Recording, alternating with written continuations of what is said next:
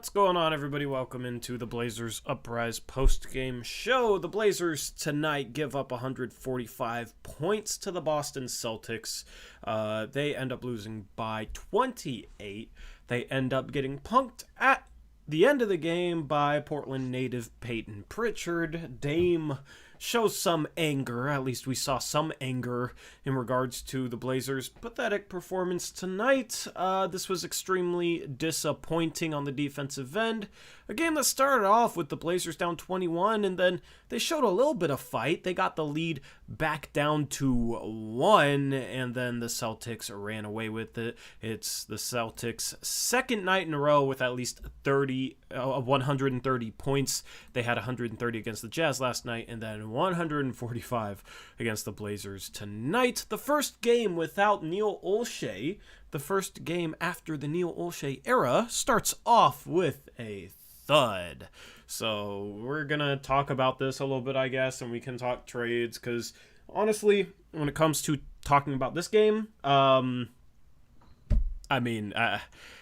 just the same stuff, and it's the same pathetic lack of pride, lack of effort, falling asleep, and it's some of the same guys. So we'll call that out, but as far as breaking down the game more, it's tough when the team doesn't come out ready to play night in, night out. We'll talk a little bit about... there was a Jason Quick article that dropped the morning right before Olshey was fired. I want to talk a little bit about that. But Eric, first, let me get your thoughts on this brutal loss for Portland. Oh, man, starters come out flat. No energy, no effort. Just get pumped right off the jump. We get down 9 or so within the first few minutes. Big surprise, right? Could have never seen that coming, right? I mean, quite frankly, I'm sick of this. I'm sick of it. And once again, we're going to have to listen to Chauncey after this game. Oh, I don't know. We just didn't come out with enough. We didn't punch him in the mouth right away. We didn't do anything. Like, at some point, change something then. Like, mix it up. I know we're starting a different lineup because of injury, but the culprits are still in the starting lineup. You can do something about it. And we just cannot continue to enable these people to come out playing the way they do and to not do anything about it. I don't get it. And then the two main guys that are the problem right now, both not only do they mess up the beginning of the first quarter and the end of the half when we had cut the lead to 1, like you said, all of a sudden we're down like 9 again when they come back in. And then they come out flat in the third quarter, don't come out with any effort again. And then those two same people are back on the floor to start the fourth quarter, and they're completely in the game, and we have no chance from that point. I mean, at this point for me, though, it's so bad that it's like, even if these guys were held accountable, more accountable, I don't think it fixes things. Like, at some point, as a player, you gotta step up and have some freaking pride, man. I mean, I don't know. It's like this team is depressed out there on the court, you know? And in the Jason Quick article, did you read it? Yeah. What were your thoughts on that? Because it sounds like Chauncey's trying to hold these guys accountable, but they're just not receiving it well. Well, see, just real quick to clarify before I get into that, I'm not saying it'll work or it'll happen. Like, we're obviously, we don't have many options right now, but that's the problem. You can't just allow it to keep happening because it might get better or whatever. Like, you have to send a message somehow. And I just don't feel like he's preaching all the right things. He's saying all the right things, but that message isn't being sent that if you continue to do this, like, there's consequences or whatever. And that's where I'm frustrated with this whole, it sounds like he's trying to, you know, like, but like when it comes to the games and his rotations and his minutes allotment, I don't see that at all. So he's definitely saying all the right things just as he's done since he took the job. I just don't feel like the things he's doing are, the team's not transforming into his personality. and that's my biggest disappointment of the season so far. Is Chauncey is like a super tough, hard nosed, physical, um, just like aggressive player and like personality, and we're playing like we have a coach that is not like that at all, you know.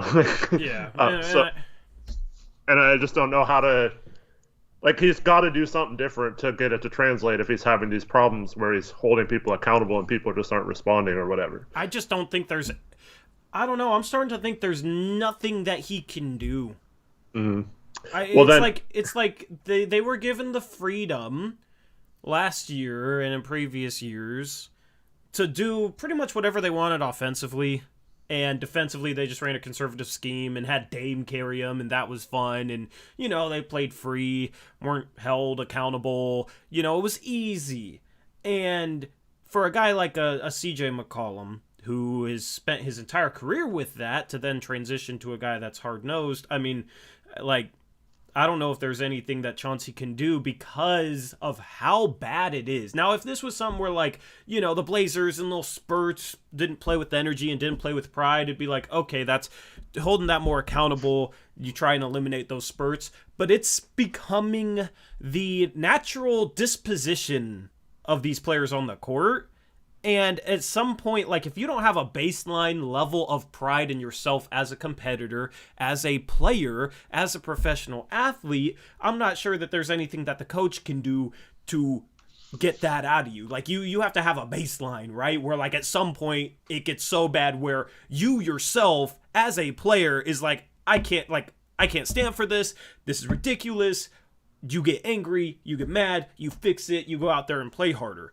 And that baseline seems so low with this team, much lower than I thought was possible, because this has kind of been a thing in previous seasons. But, going into this year, I was optimistic about the roster, and I thought, okay, it's kind of been a little bit of a problem, more accountability. I think this team will respond well to it, and they haven't. They haven't responded well to anything this year in terms of their effort, in terms of their energy, in terms of whatever.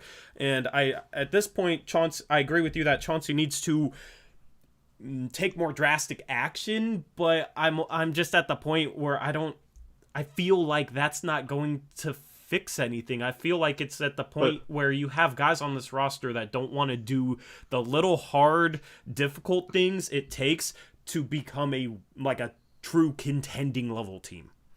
Then why are they playing? Why are those people even in the lineup in the rotation then? I mean, and you got to move them. If there's players like that, if there's players like that on the roster, you got to move them. I don't know. So you agree with my previous stream statement that maybe they're keeping them in the lineup just to not tank their trade value at this point? I mean, I don't know, man. I don't know. Maybe that's possible. That's certainly possible. I wouldn't rule that out. It's just a situation where, we got to have players show more pride on the court. It's just this game, Eric. How do you think CJ McCollum is feeling about this game? How do you think Robert Covington is feeling about this game right now? I don't think they care.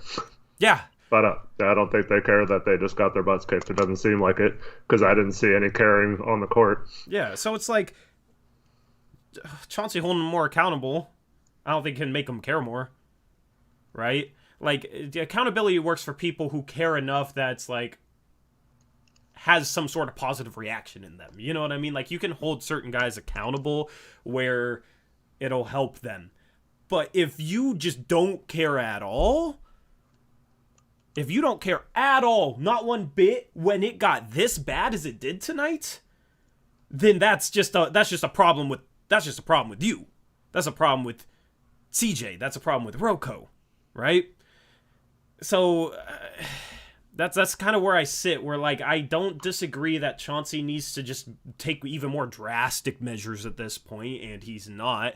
But if it's really this bad and CJ still doesn't care and Rocco still doesn't care, I want them off this freaking roster, right? And it has nothing to do with CJ McCollum not being capable defensively, and it has nothing to do with Robert Covington not being capable. Like, they've shown when they're bought in that they're capable, when they're focused that they're certainly capable.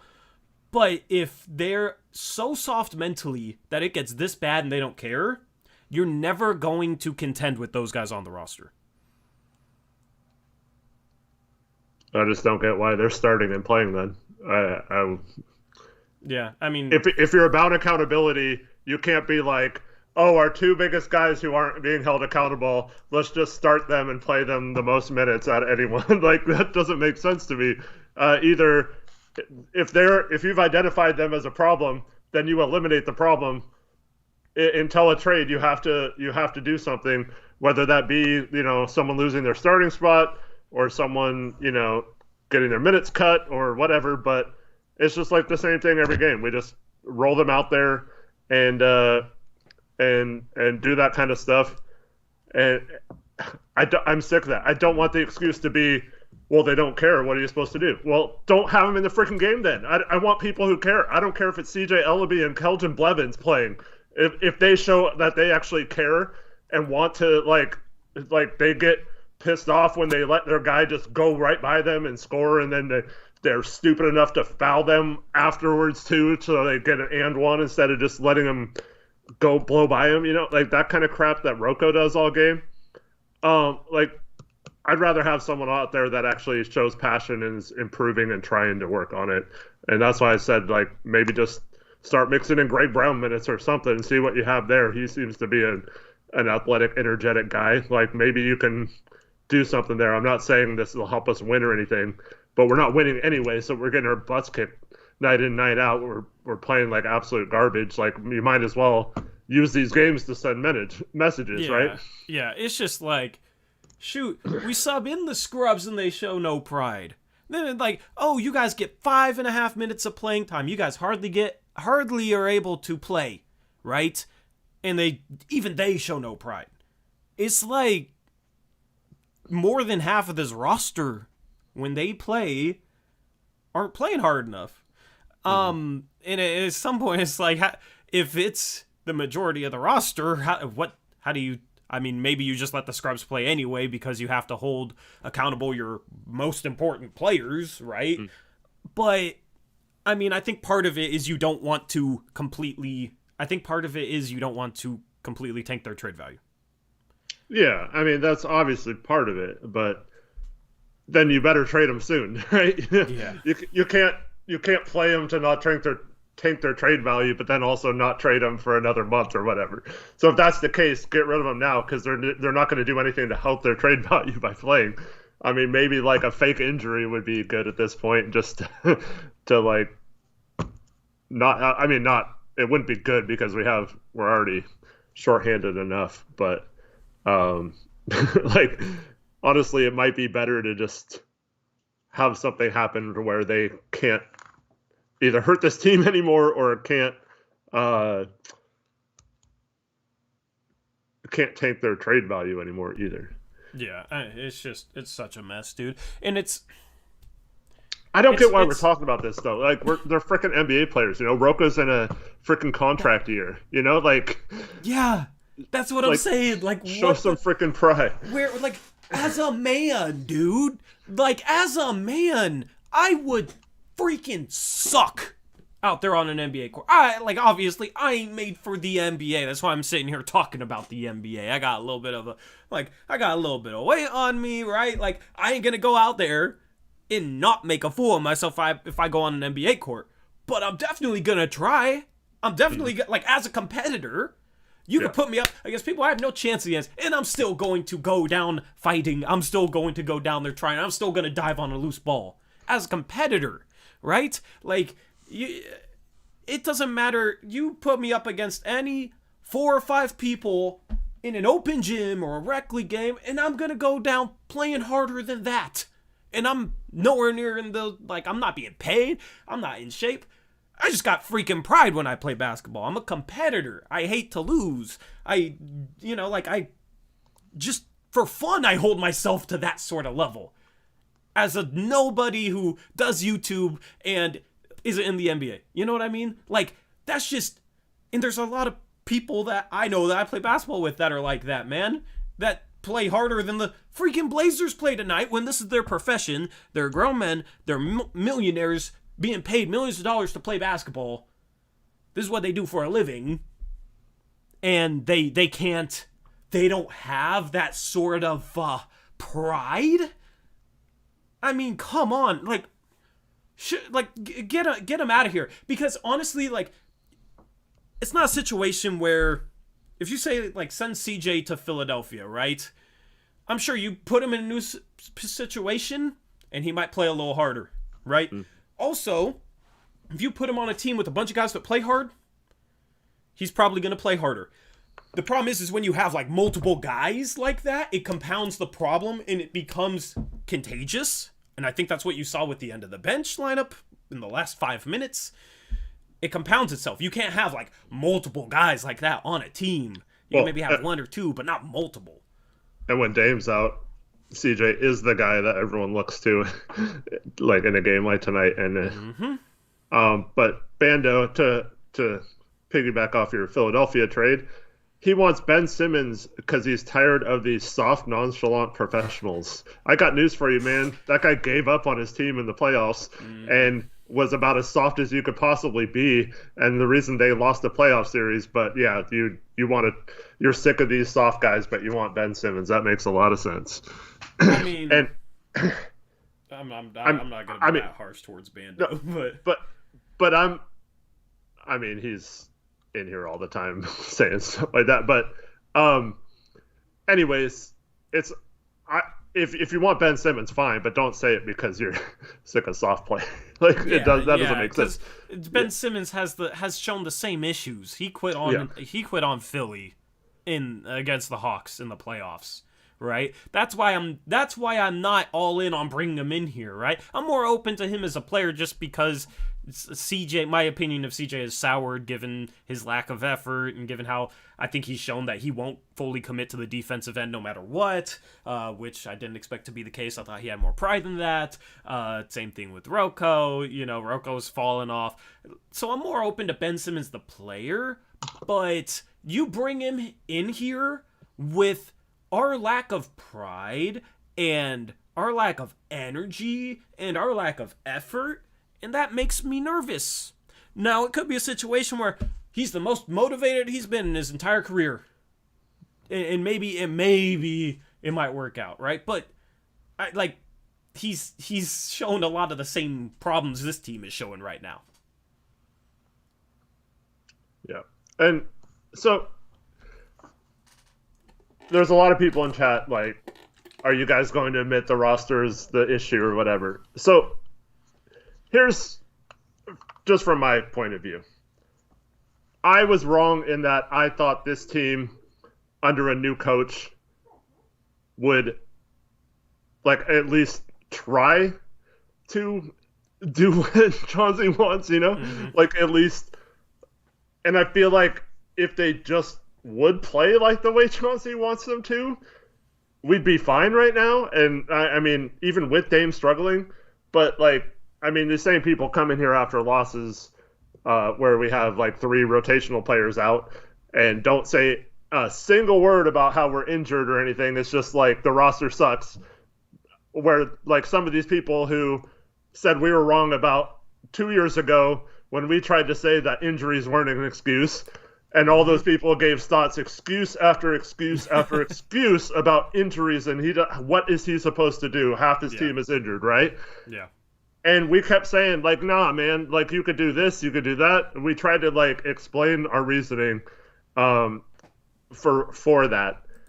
But those same people now, I mean, we have, like I said, three of our top 8 players out of the lineup right now, including our star. And there's no excuses. It's just oh, this roster sucks. No mention of the injuries or anything. It's kind of weird to me, but whatever. Yeah, I mean, it's not consistent. But here's the easiest way to explain it, right? You have a lot of people going into the season saying, oh, the roster is the problem. The roster is the problem. And that's based on them thinking that the roster is physically incapable, right? Mm-hmm. Based on talent, based on all sorts of things. Right now, I think the main reason why the roster is a problem is because I'm starting to feel like there's guys on this team that are mentally incapable.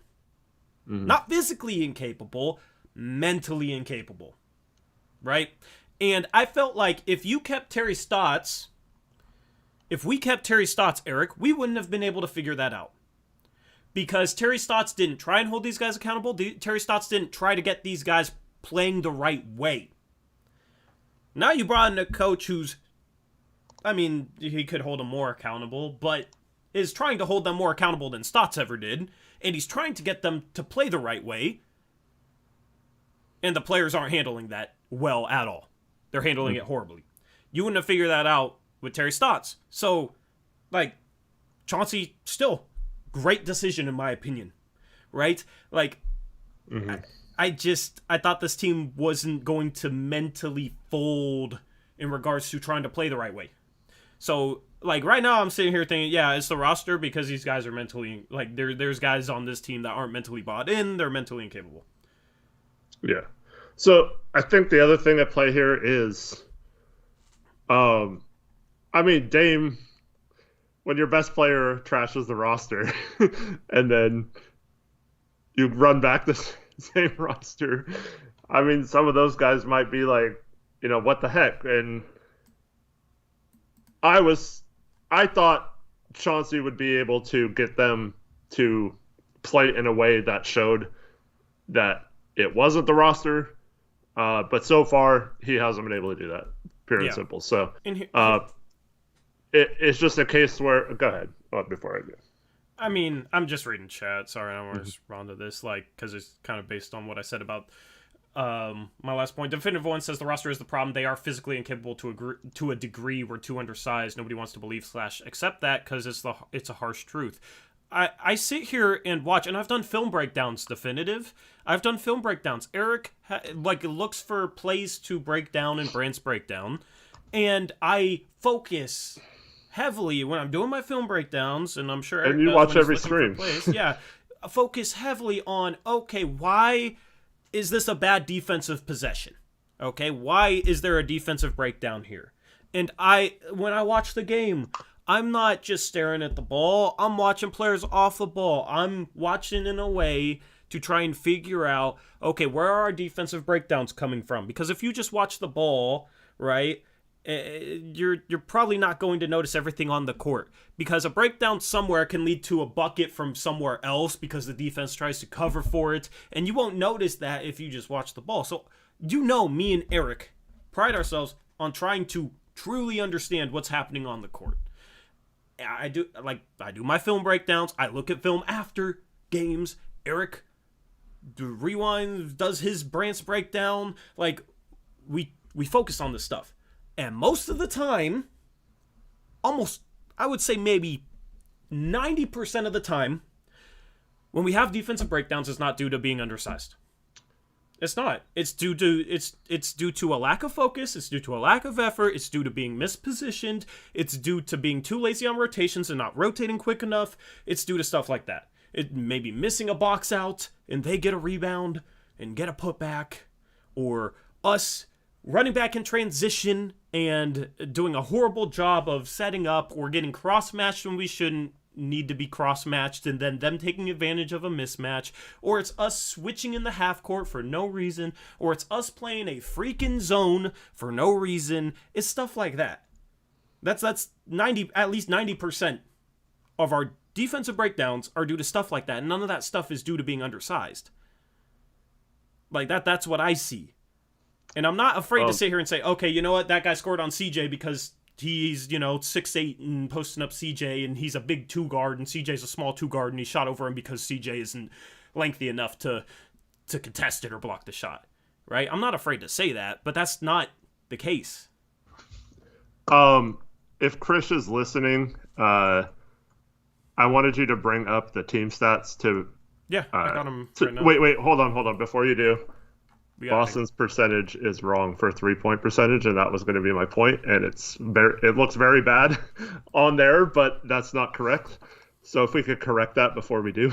Yeah, Chris, fix that. And I'll take the donos and give Chris time to fix that. We gotta get caught up on donos. I want to use that to show, illustrate my point against what. Yeah. Or, Chris, yeah. you got some time because we got a lot of donos. You guys are being really supportive right now. Shout out Mills Woj, $5 dono. He says, "Pain, pure pain. I started watching the Sierra Canyon game. I don't blame you, man. I mean, it's a Timbers won, so that's cool, right? But then Gonzaga lost tonight, and the Blazers lost tonight, so it's a pretty tough night. Oh, Gonzaga lost. I didn't see Gonzaga it. lost to Alabama, man. They played a horrible defensive first half. They gave up like 90 points to Alabama. Alabama's good and we're well coached, but Gonzaga definitely has some growing that they need to do, unfortunately. So yeah, tough night. Appreciate you. Mills Woe, shout out Daniel G, $5 dono. He says, overhaul the roster, get rid of those people that have been in the old way, bring in people that were never in that system. Yeah, we need players that are willing to buy into playing basketball the right way, and that are competitors. I agree with that. Appreciate you, Daniel G. Shout out Mills Woj, another dono. This one's a 20 bomb. Says, also by no means I think Dame wants to leave, but his point the whole summer was that he wants to play with an organization that wants to win, and obviously this isn't the case right now, so something has to happen. And like, Dame's not, I would be shocked if Dame requests a trade in the middle of the season. Dame ain't like that. All right. They're going, in my opinion, they're going to bring in a GM who, with the expectation that he takes a swing for the fences. They're going to bring in a GM who's going to take the risk that Olshey never would, right? So that's the whole thought process, and I think Dame will have, a say in the GM, and he'll request somebody who's going to do whatever it takes to give them the best chance possible, even if it could backfire, because now or never. So I don't expect this team to go rebuild mode or any of that type of stuff. People saying Paulo Banchero in chat, we're not going that route. But yeah, appreciate the 20 bomb. Mills. What you have any thoughts on that? Yeah, so let me see if I can find the quote real quick. I'm searching for it. There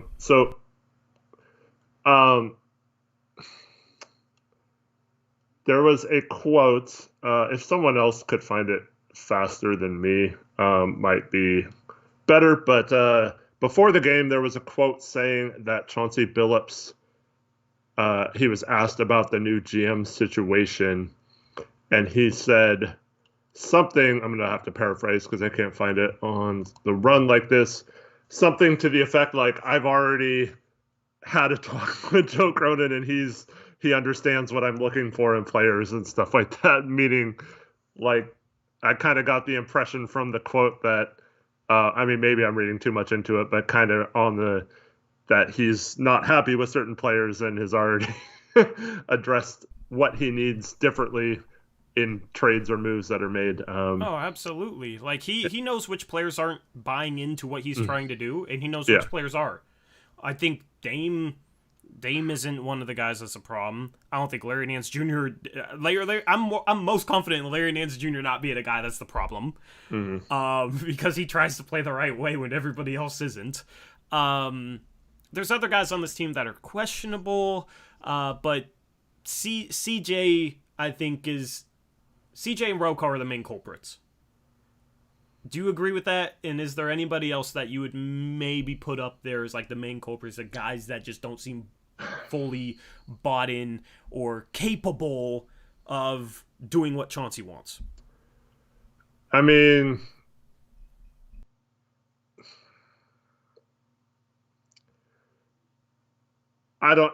kind of on the fence with Norm right now. He plays tough a lot of the times. He's aggressive, and I think Chauncey likes that, but he also kind of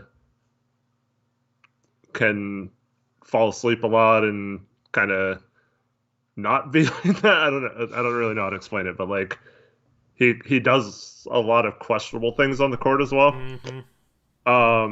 But he also does a lot of things that you would think Chauncey likes too. So I don't know if he's fully. I wouldn't say he's like Rocco and CJ territory for Billups yet. And he's been a part of a championship team, so I think with a guy like him, it might matter who's around him. Right. And then so Nurk is interesting because he only plays 19 minutes or something. I think it's less than 20 tonight. he was, in my opinion, the most dominant player on the floor. He was playing, at least for us, and he only plays 19 minutes. Yeah, I don't see him making a lot of mistakes on the court. I feel like he is making up for a lot of mistakes still, and I feel like, the last, it's been like 6 games now, when we made like a concerted effort to play through him at times, and he's been very good at finishing for the most part in those situations. He's played really well with the ball. He's not turning the ball over a lot. He's making good decisions. He's shooting well. He's rebounding well still. I find it hard to believe that Billups is looking at him as the problem right now.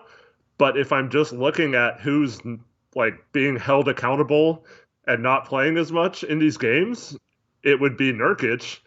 And that doesn't make any sense to me. But I mean, the only thing I could say is maybe he feels like Nurkic is tired, so he subs. I don't know. Like, Nurkic was our best player today. Mm-hmm. In my opinion. He also, I don't know, the technical where he's shoving Dennis Schroeder was just kind of Nurk being weird. I mean, he's just protecting his teammate. I actually didn't mind that. And we're down, Rick, how many points? We're down like 20 at that point, I think. So yeah, but like, it really mattered. Yeah. Yeah, I don't know. I don't know. Like, Nurkic might be one of the guys that Chauncey's looking at, but when I watch Nurkic, I don't see him anything like being like Rocco or CJ. I see him having to cover for a lot of other players' laziness. It's like if you get competitors next to Nurkic will feed off that. Yeah. And Nurkic will love that. If you had a Draymond Green defensively next to Nurkic would love that. Mm-hmm. There's somebody else that can help him cover for the laziness, right? Or some of the defensive mistakes. So, I mean, ever since, I don't know who joined Clutch first between Ben and Nurk, but Nurk retweets and gives Ben constant praise on social media. Maybe that's something you look at as maybe they can form some sort of defensive tandem. And then you have Dame yesterday on a Reddit Ask Me Anything say that he listed Lou Dort, Ben Simmons, and forgot who the other one was. Drew Holiday. Yeah, Drew Holiday as the 3 best defenders in the league or something. So yeah, I'm starting to think that maybe this team is kind of pushing towards a Ben Simmons, whereas earlier in the season, off season, I thought maybe that they were resistant to a guy like Ben Simmons, but I don't know. Maybe that is the answer. I just wouldn't give in to the demands that Philadelphia is wanting if they're still super high. Yeah. Yeah. But I don't know. If he's just being taken out because he's tired, fine. But like, just leave him in and let him be tired then, Like I'd rather players make mistakes because they're tired, if that's the reason, because that means they are actually doing stuff to get tired, versus players like I swear I don't know what it is, but I truly believe Rocco actually wants his guy to beat him off the dribble so he can reach in and try to steal the ball. Like, there's no other explanation for how he could be that slow or that, like, lazy on defense to just let his guy, Tatum went right by him. He didn't even really put on that good of a move. Tatum just blew by him, and it looked like Rocco was glued to the floor. Like, I swear he's just going for steals or something. Like, it's James Harden-esque. Yeah. It's like I don't know I don't know. And the first time, I mean, you get blown by, that's fine, but it's almost looking like he's asking for the guy to drive by him so he can take a swipe at the ball, and CJ does a lot of that same thing, and that's why he gets so many block shots because he like steps back in the play and sticks with it. But like, yeah, it's just I don't know, man. Those are the kind of things because like I see that and it's like, why isn't he getting benched for that? Or like Nurk is slow to recover on a show and recover because he's tired or whatever. It's like, I don't know. I can't blame him because he's had to do that same thing like 10 plays in a row and make up for that.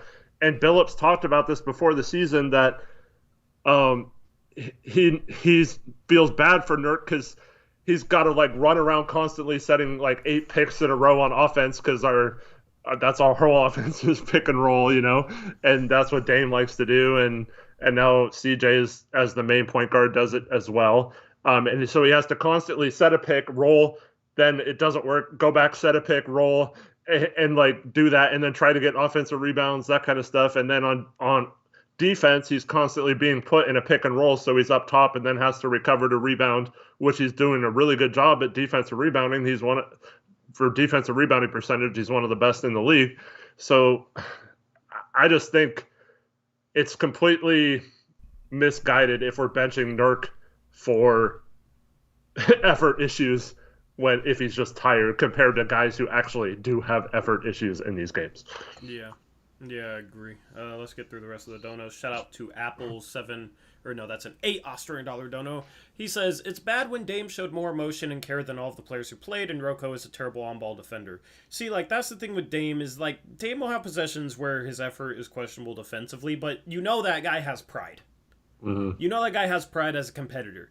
And he's like the type of guy to try and take on and guard a Jason Tatum, even though Dame isn't the best defender, right? Like, that's the thing is I can live with a guy being suspect offensively as long as he tries and shows some pride.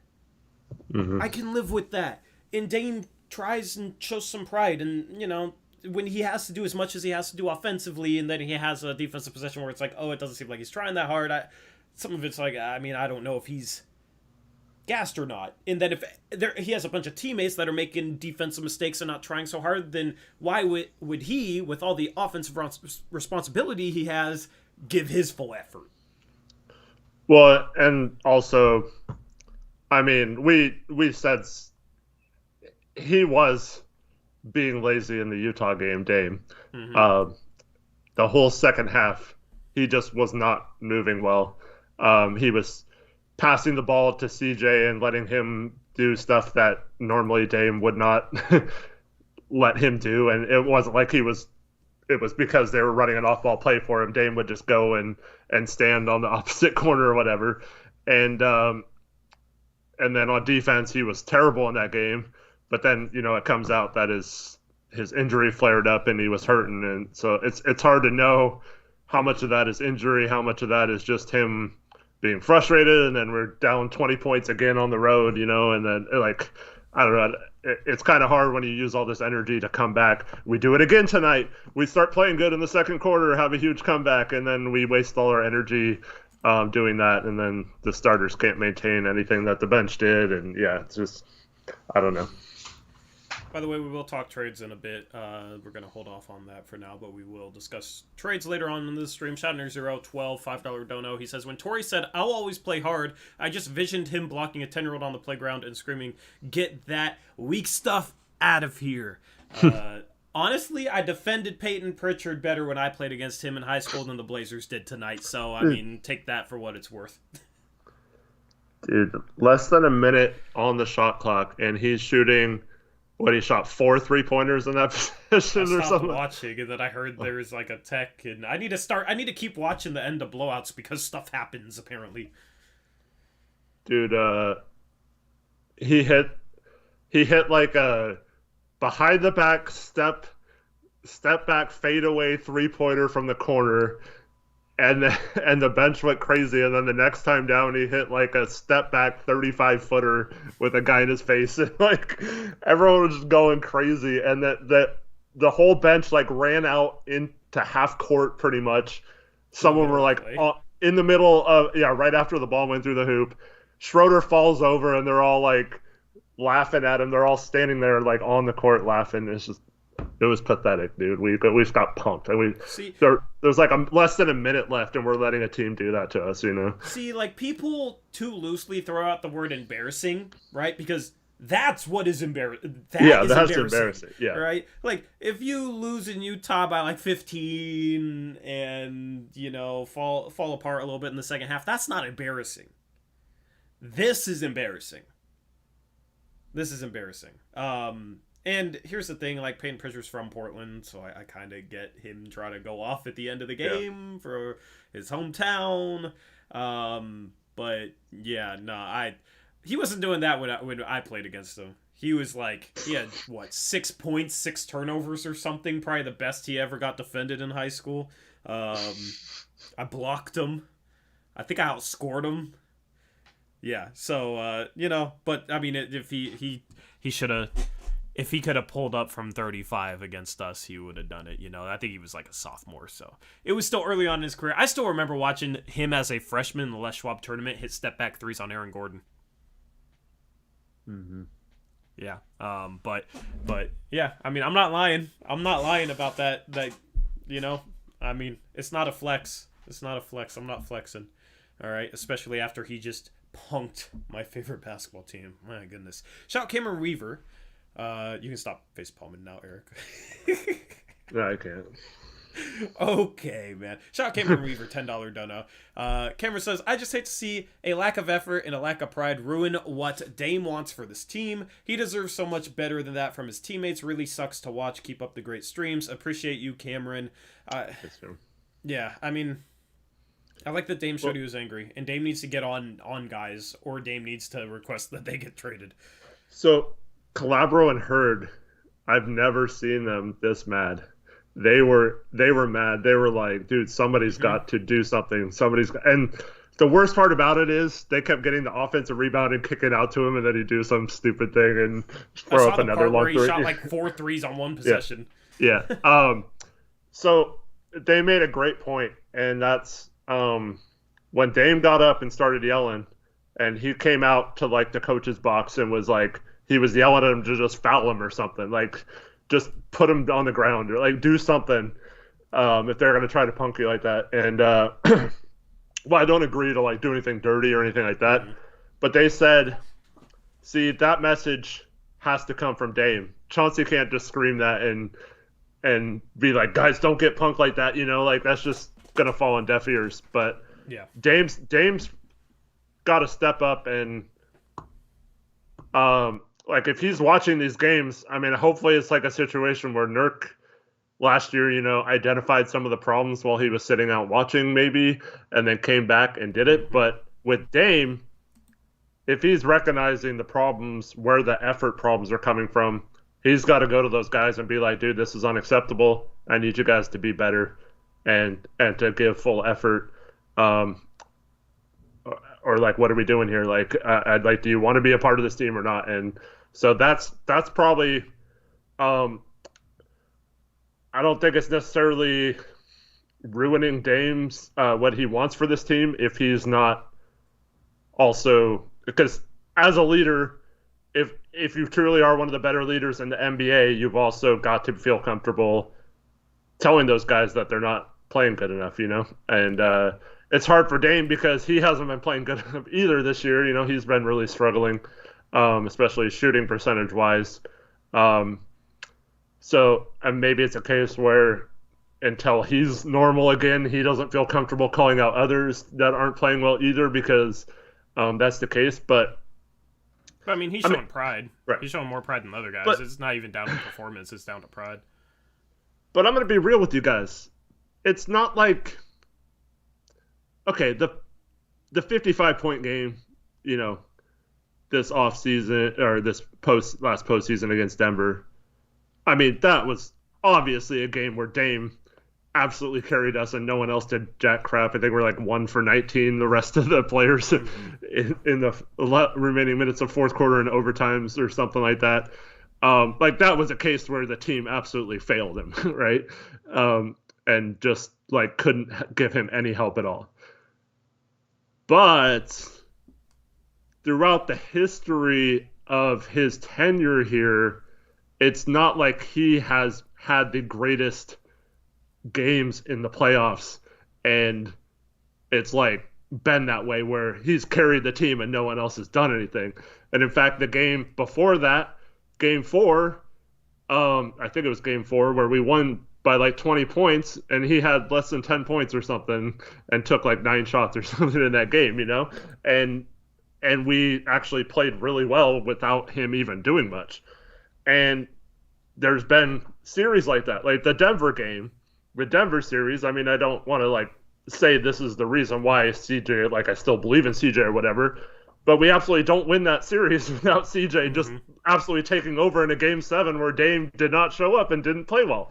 So it's tough because in game 6, Dame had a good game to send it to a game 7. So it's not like he's played bad like in every series or whatever. He played great in the Thunder series before that. And then on top of that, you know, the defenses are all stacked against him and completely taken him out of the game. But that's why we've wanted for so long to have an offense that didn't rely on him having to do all this stuff that could be taken out of a game.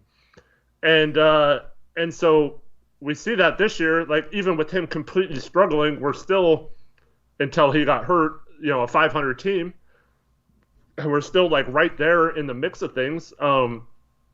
So like, I don't think it's still out of realm of possibility. He starts playing better. He starts holding people accountable just like Chauncey wants. And he's the guy in the locker room doing that this team could figure it out. It just feels so stale right now because it's the same team. And I think maybe, I don't know, unless Dame comes back and starts playing like his normal self, or we make a move, I don't know if the effort's going to improve organically without just doing something to mix it up. Yep, agree. Shout out Elliot. What's AED as a currency, Eric? Let me look it up. Eric is our currency guru. I'm not really, but I just have Google. So United Arab Emirates. All right, shout out to Elliot for 25 of those. Appreciate you, Elliot. They say, if Simmons is totally motivated and wants to rebuild himself, then I would make that deal. Siakam is less realistic in my opinion. Go big or go home, I guess. And those are the two guys right now. Those are the two guys. I would prefer Siakam. Siakam is less realistic. Toronto wouldn't want CJ.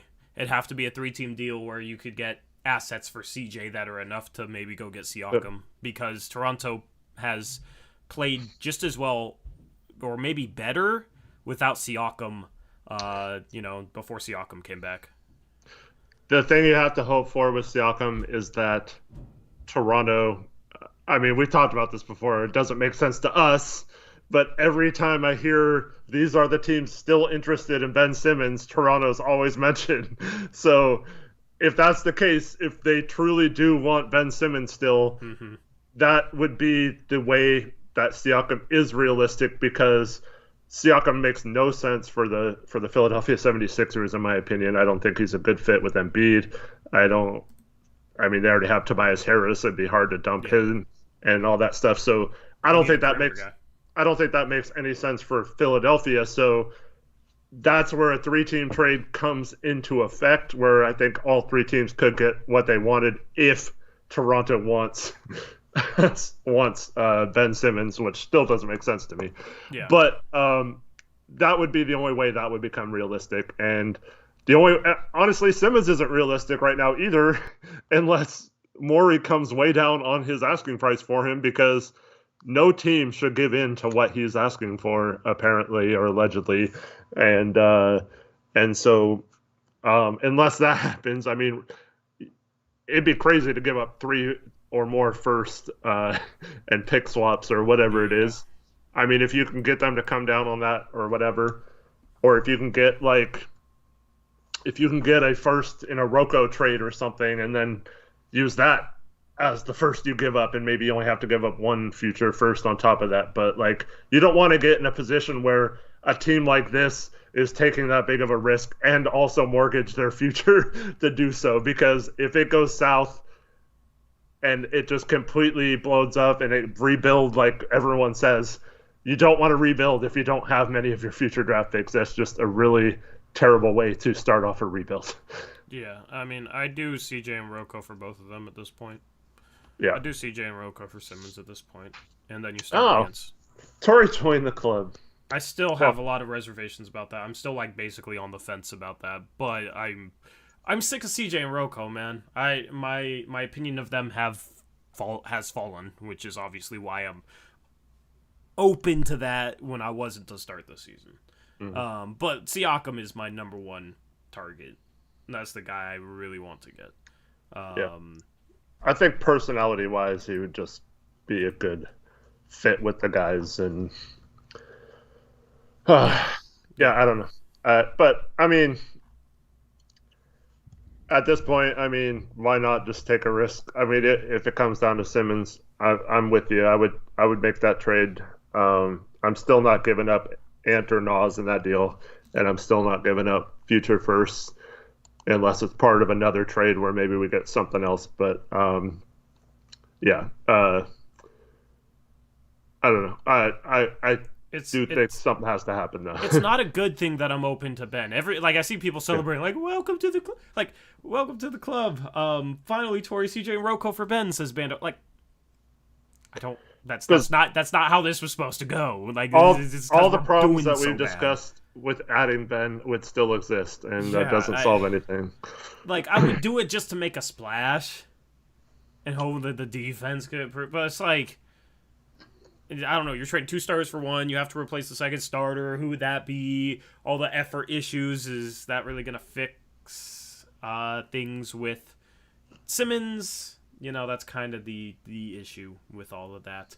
I don't know. So like, people say welcome to the club. That's not a good thing that I'm saying this. It's bad, and it's because CJ and Rocco have been pretty pathetic. That's the only reason. Because physically, like, I think they're more capable. I just think it's just mental with them at this point, and it's getting to the point where I don't think it's physical. So, like, screw it, just to say screw it, but you don't normally want to make trades just to say screw it, you know? I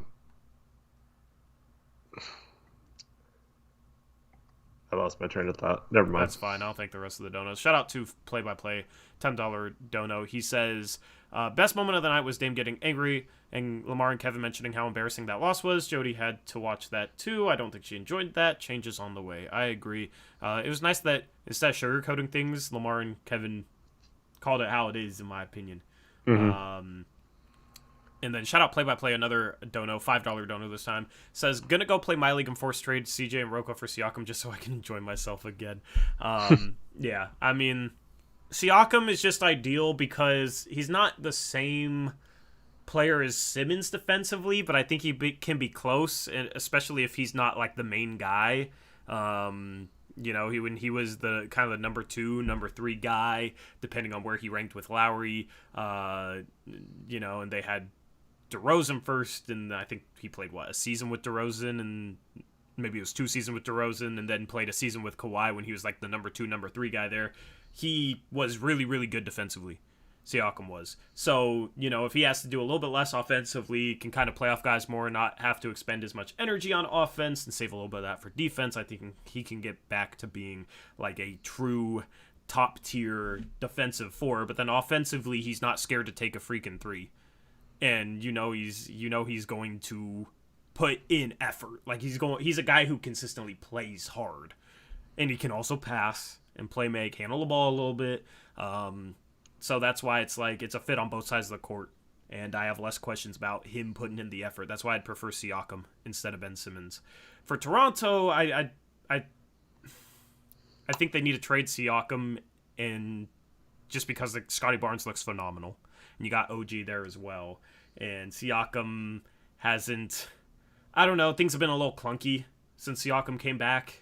But, like, apparently they want Simmons. So if Philadelphia wants CJ and Rocco for Simmons, and Toronto's willing to swap Siakam for Simmons, then you take Siakam in that deal, I think. That's where I'd lean. But, I mean... Simmons, I feel like, would be clunky with Scotty Barnes and OG Anunoby too, so I don't like that for Toronto, but apparently they want him. Mm-hmm. Appreciate the donos play-by-play. Shout out to Alex Pasco, $8 dono, says, how do you guys feel about Danny Ainge as the replacement GM? I wouldn't hate it, but I'm not for it. If that makes sense. What about you, Eric? Too much like Olshey. Yeah. Too much like Olshey. Not necessarily personality-wise. I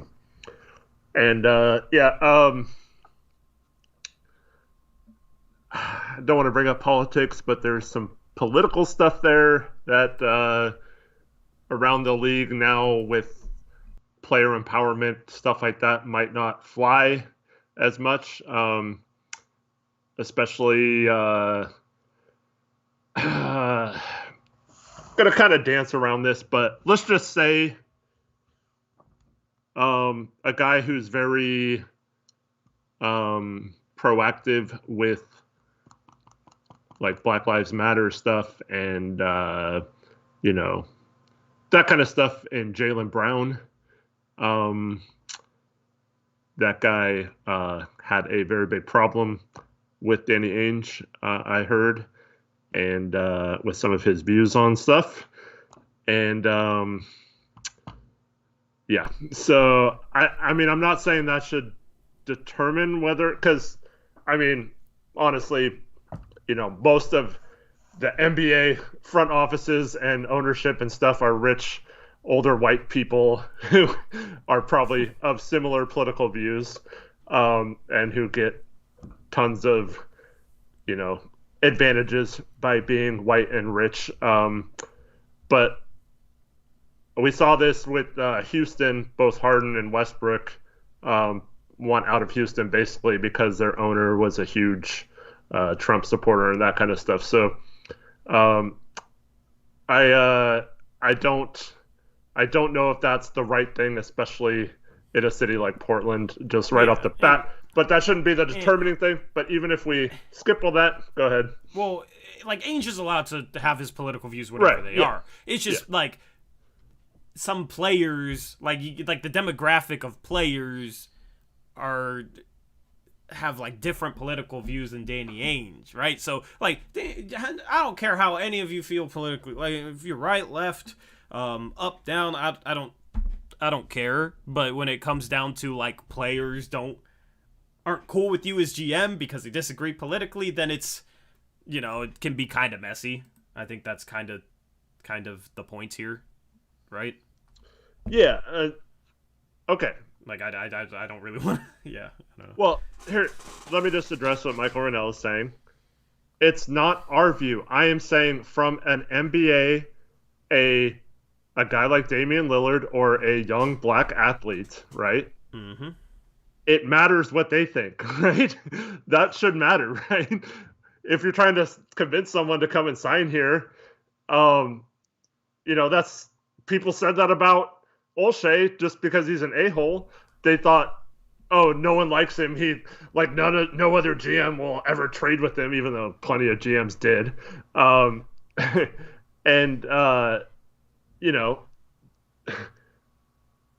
That people thought that would affect him just because of he's a jerk and people don't like him, right?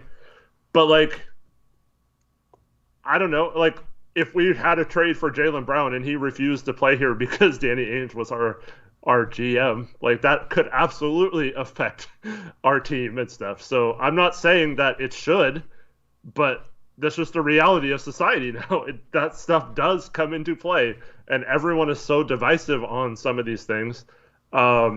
It's just, it's crazy. So, and even if we ignore all of that, this is a guy who had a chance to trade for Jimmy Butler, Anthony Davis, several other stars, Paul George, refused to give up mediocre to average draft picks, capital, young players, all that kind of stuff, expiring contracts. Like, this is a guy who sat and just, eventually then he's forced to basically trade for Kyrie because he's out of other options, And that turned out to be not very good either. And then, Kyrie leaves. I think they signed and trade him, so it wasn't for nothing. But, like, basically nothing. Um, and yeah, it's just a case where I don't think the political things should come into play. But if you combine that with him also not really making that big move that people want our GM to make, I don't understand why people want Ainge, but also want us to make like a bunch of moves and take all these risks, you know? Yeah, we gotta get moving with. Yeah. One more dono, shout play-by-play, $5 dono, says Tayshaun Prince or Brent Berry would be who I want most. Tayshaun Prince would be my choice. Tayshaun Prince is my number one as well. Yep. We got the team stats fixed. I don't know if I replaced them or not, so let me just make sure I replaced them. We'll do team stats, then we'll do Brant's breakdown. Yeah, I did replace them. All right, here you go, Eric. Look at those percentages for Boston. Yeah. And so, to my point that I was going to make earlier, 57% from three is not a personnel issue. Yeah. Yeah, it's not lack of size. And this is a constant thing too. We're giving up threes, so yeah. We started off with 18 free throw attempts to their 4, and that evened out, and that kind of coincided with them pushing out their run. I mean, as Hamza says, they almost shot 60, 60, 90. yeah, you can't, like, how are you going to win if you give up those splits? You're not, I mean, everything, you can look at everything else, right? They had more turnovers than us. They did have 4 more offensive rebounds, but they had 4 more turnovers. That cancels out. We had more fast break points than them, 18 to 11. Points in the paint, we had more than them. Fouls, even, right? Steals, we had more. They had 7 blocks to our 2. Assists actually are surprisingly even. You look at field goals made, they made 7 more shots than us, but they beat us by 28. It comes down to the 3-point line. We're 8 for 29, they're 21 for 37. They got great looks all game long. So, I mean, that's what it comes down to. They shot phenomenally well from the 3-point line. They made more free throws than us. They shot 90% from the free throw line and shot a little bit better inside the arc. And when you give up those splits, especially without Damian Lillard, like there's pretty much no way you can win. It just comes down to the defense was pathetic tonight, and it starts with the 3-point line. But I mean, it was just basically every area of the floor. Mm-hmm. Yeah, but that's the problem. Like, I don't know. I mean, you guys all watched the game, right? It wasn't. Outside of, I mean, our starting lineup, but for some inexplicable reason, we decided to start 3 guards again. I don't understand that. When you only have 3 available guards in the game, and then, you know, Dennis Smith Jr. subs out and CJ does a bunch of stupid stuff, and you can't sub him out because you have no one to put in the game because you just took Dennis out of the game. So that's kind of frustrating, and another reason why I don't like starting the 3 guards if they're not your 3 best players, or if it's not. Like, if you have a bunch of injured guys and it's not a good matchup. But it's just, I don't know. It's frustrating to me that we're giving up all these easy shots on defense still, and it's not – I still feel like it's not a personnel issue on defense, at least. Yep, I agree with that. Yeah, I mean, that's the team stats. Let me get your breakdown up in here. How many plays do you have for us? Well, there's 2 plays, but they're kind of morphed into one because it's kind of a example of the last 2 are like an example of the first play of what we should have done differently. But yeah, so didn't feel like taking many pictures tonight, and honestly, it was just like stupid breakdowns and stuff, and it wasn't quite as bad as the other one. Thanks for the update. Per Chris Haynes, CJ has bruised ribs after tonight, so yep. He might miss some time. Next game might be brutal. I mean, I don't know. We'll see how we play without CJ, I guess. I like, who starts if CJ, Ant, Dame, I guess it's McLemore and Smith and Norm? Yeah. I would go Smith, Norm Snell. Snell. Yeah. And then off the bench, you have Macklemore, Ellaby. I think you probably have to play Ellaby at that point. And you got Nance and Zeller. Yay, the Clippers game is going to be fun. Watch, we'll like win that game though, right? After all this that happens, Yeah. like that would be the Blazers thing to do. I mean, but I don't know. I don't even want to look ahead at this point. All right, so Brandt's breakdown. What do we got on play number 1, Eric? So I just want, once again, this is a play where nothing to do with skill level or anything like that. So Tatum has the ball. He's going to get a pick from Hernan Gomez. And Nance is going to aggressively trap here. And you see what happens on the next slide. Yep. So this is what we mentioned. You can't just sit back here. You have to either trap hard or show hard and recover or don't do it at all. And in this particular play, Nance comes all the way up, forces him almost back to midcourt.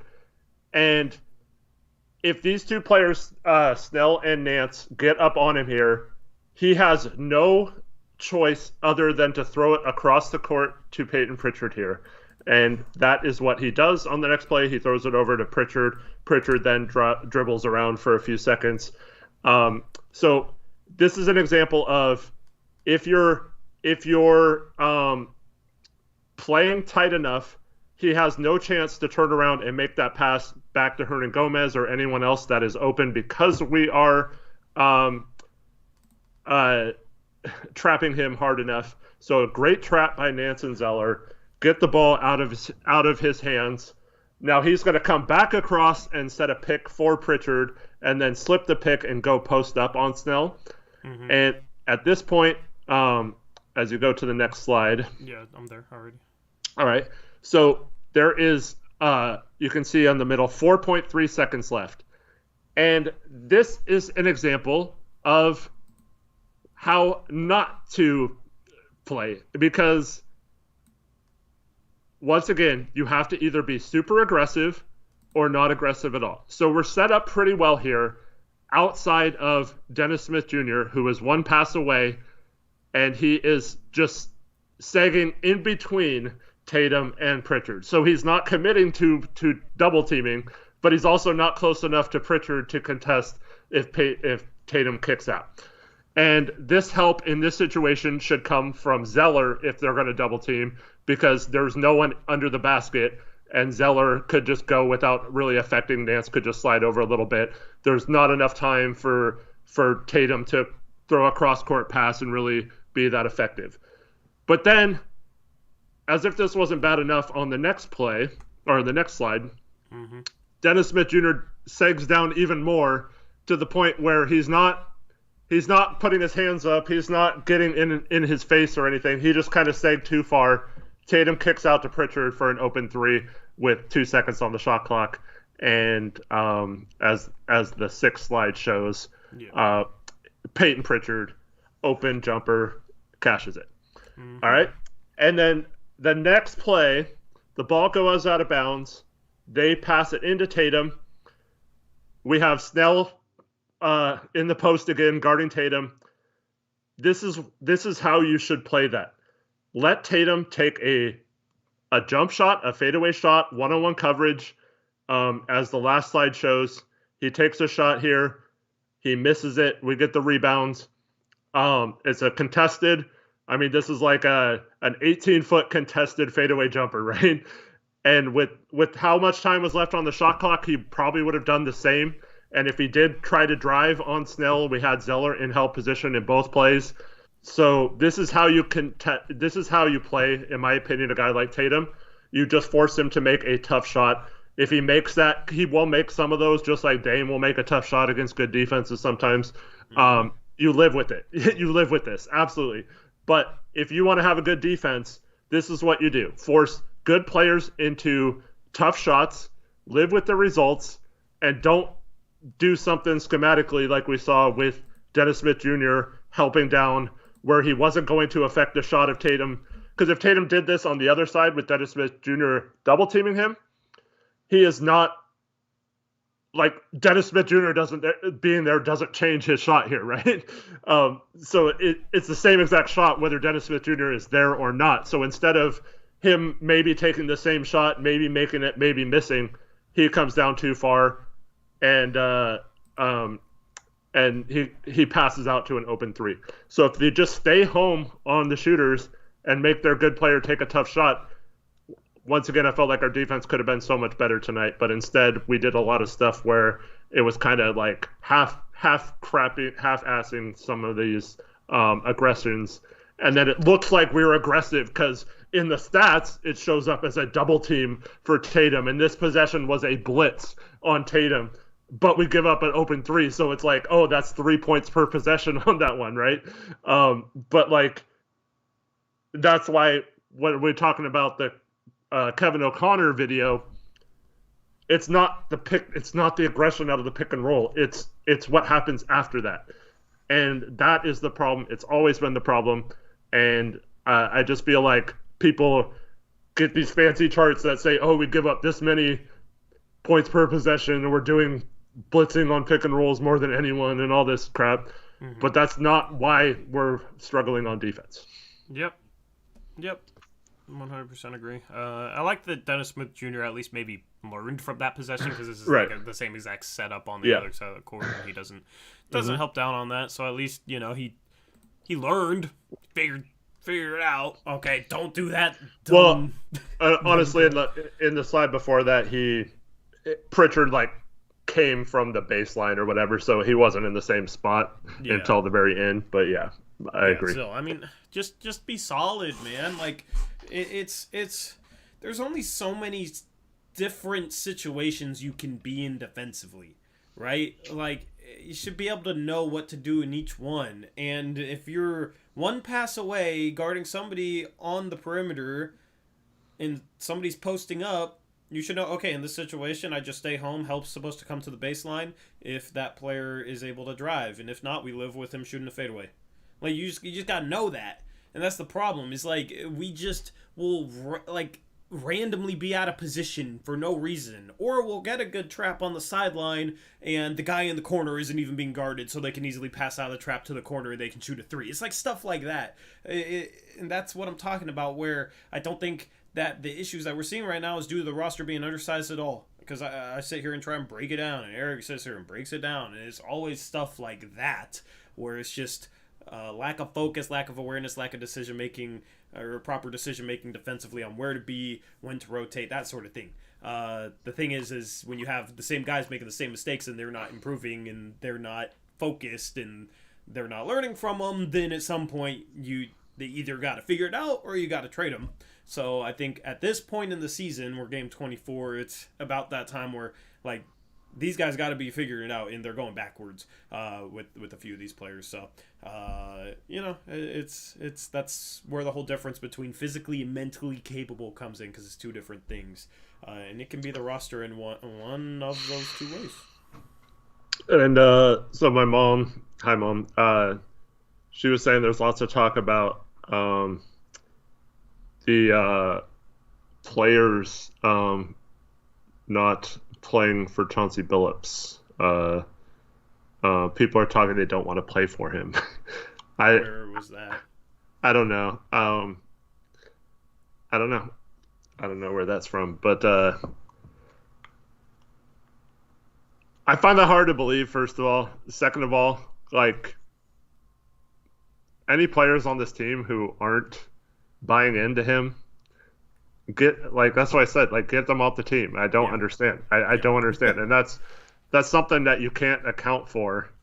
You can't account for that when you're like trying to break down a team or analyze a team or whatever. But there's absolutely no reason why any of these guys, it's not like, I mean, other than Norm, there's no one who has accomplished jack crap in the NBA enough to not care or buy into his system or whatever. Mm-hmm. So yeah.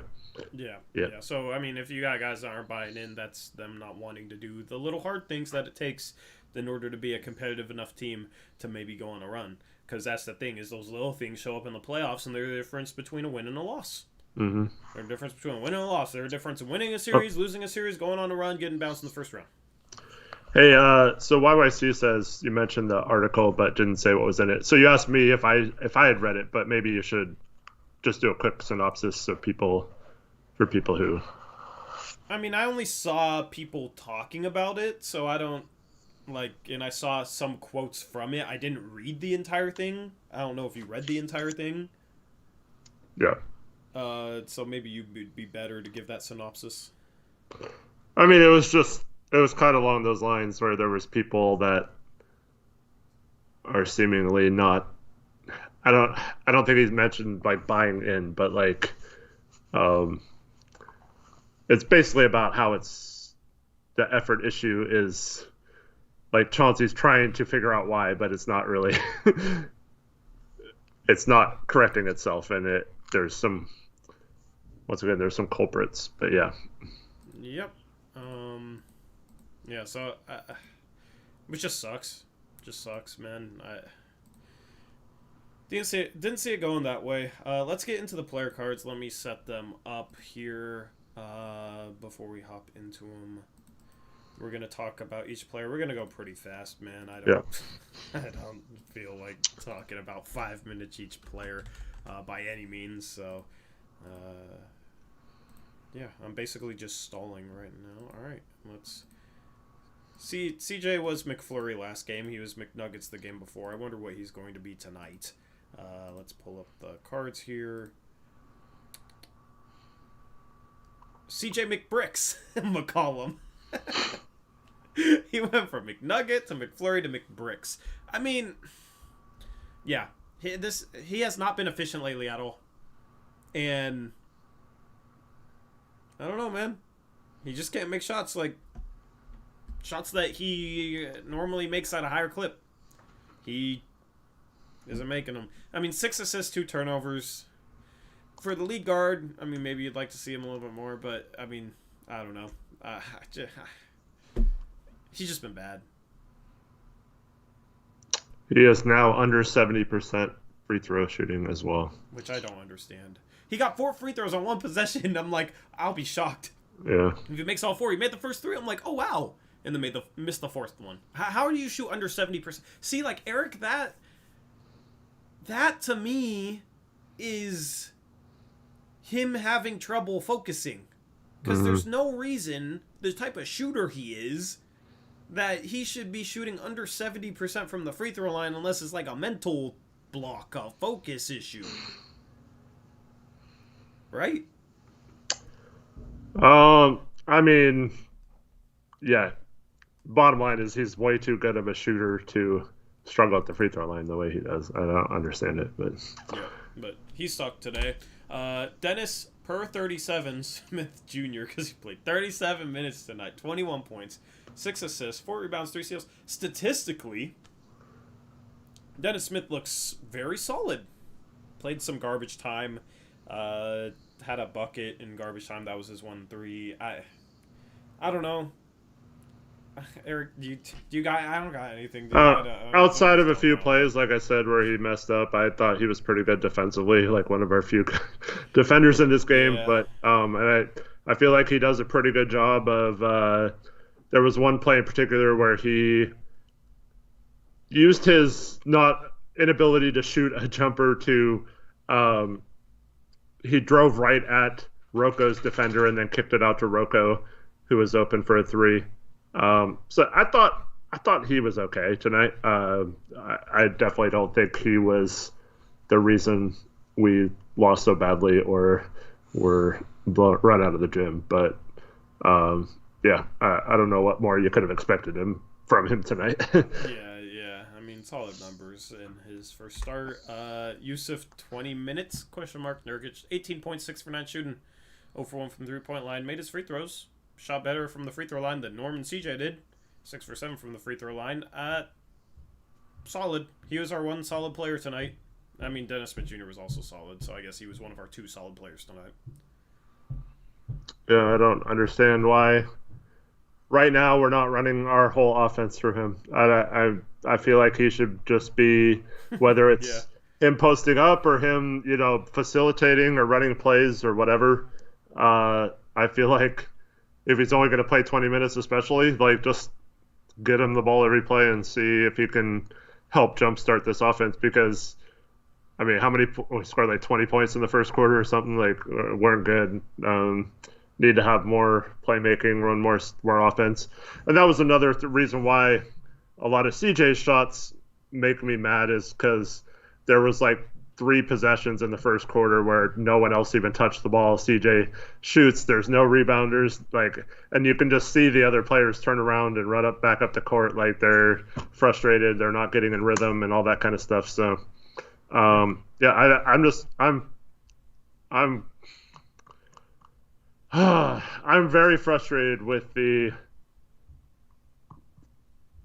lack of implementing all the things Chauncey said he was going to do with Nurk.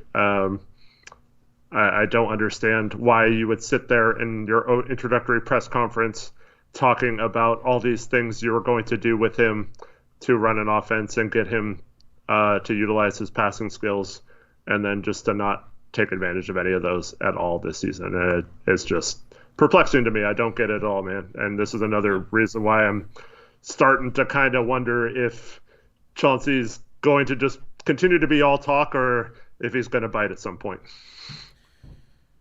Yep. I mean, I think part of that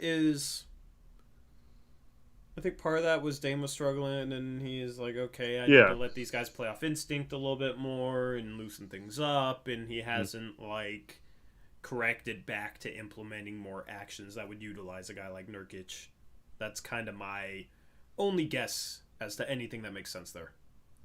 But you could also make the case, the last 3 years that Dame has gotten some easier baskets off like backdoor cuts, or the few times he does run off-ball action under Stotts was usually with Nurk up with the ball up top, at the top of the key, and some kind of action off of it. So, just like to see, I don't know. Why not just run the complete offense through him at this point? I mean, it's not like our regular offense is doing well without Dame anyway, and Nurk is seemingly very efficient. 2 points per possession tonight. Guess what?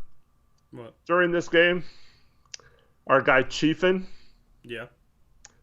I get a DM from him. Let me read it, because Because he used to be a regular in here. He says, Eric, I've never seen you hoop, but I can guarantee you don't miss as much bunnies as Nurk. I mean, that's a hell of a compliment, Eric. I mean, I'll admit it. I play a lot like Nurk, so I'm not. I don't know. Here's my turn to face palm. Time to face palm. No, I'm saying I'm not. I miss bunnies too. Everyone misses bunnies, right? It's not like every center is a perfect on bunnies or what. But so I say he's one of the best finishers in the NBA this year, but okay. And he says he can still be shooting this little 58% still misses the easy ones, he says. It's just, I don't know. Okay. All right. I don't know. Okay. I mean, it's like Nurk misses one shot, it gets blocked or whatever, his first shot or whatever. That's when I get this message, and it's just so frustrating. It's not at that point. It's just okay. That's the only thing to Eric. If if he's shooting 80%, he misses a layup, and you'll get a message like that. You know what I mean? It's like there's nothing that. I mean, he was 6. There's nothing that you can even say. He was, whatever, man. He was 6 for 9. One of those is a 3-pointer. One of them is a little past the elbow, a 16-foot jump shot. And the other one was the first shot of the game. Yeah. So in terms of finishing around the rim, he was 6 for 7. 6 for 7. Yep. Can't make layups though.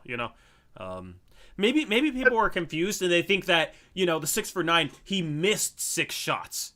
No, it's made. He made 6 shots and attempted 9. It's not he made 6 and missed 9. It's not he missed 6 and shot 9. It's he made 6 and shot 9. Yeah. Well, 6 and 9, man. All right. Here's the other thing too. I mean, Robert Williams is one of the best analytical shot blockers in the NBA. Mhm. Like it's not you're posting him up. It's not easy to score him. It's not that simple. Yeah, he's gonna get you sometimes. I get blocked on stuff. I can't jump. And those times where because he shoots a lot of he'll pound and then spin real quick, right? And he's usually shooting during the spin. He often doesn't spin and then gather and go up, So it's hard. That takes a lot of touch to shoot while you're spinning and throw it soft off the backboard, not too hard. Throw it in the right spot so it goes in off the move like that. And yeah, so I think I don't know. It's just overblown. It's a lot of those bunnies he misses aren't necessarily bunnies. It just people think a 7-footer should make every shot around the rim, but yeah, it's ridiculous. Let's move on. Cody Freedom Zeller, Eric. I mean, yeah, I don't know. 10 points, 8 rebounds, 1 assist, 4 for 8 from the field. He wasn't horrible, so good job, Cody.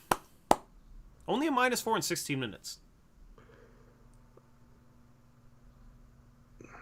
Yeah, he was okay.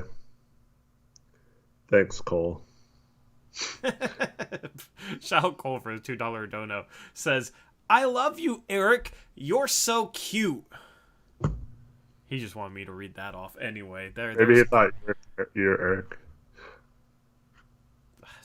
No, we all know who you Eric. You're Eric. You're Eric freaking Brandt, man. Absolute legend. All right. Larry Starter Nance Jr. Maybe a starter if Rocco keeps Roccoing. 9 points, 5 boards, 2 steals, 4 for 5 from the field. Hit a 3. I mean, he was solid tonight. I said Nurkic was one of our 2 solid players with Dennis Smith Jr. I think Larry Nance Jr. was our 3rd solid player. Mm. Yeah, I thought he was okay. I like Larry Nance Jr. He brings it, and he tries to play the right way. I have the least concerns about him. The problem is, you get down by 20, and our best 3 players at the time are Nance, Zeller, and Nurk.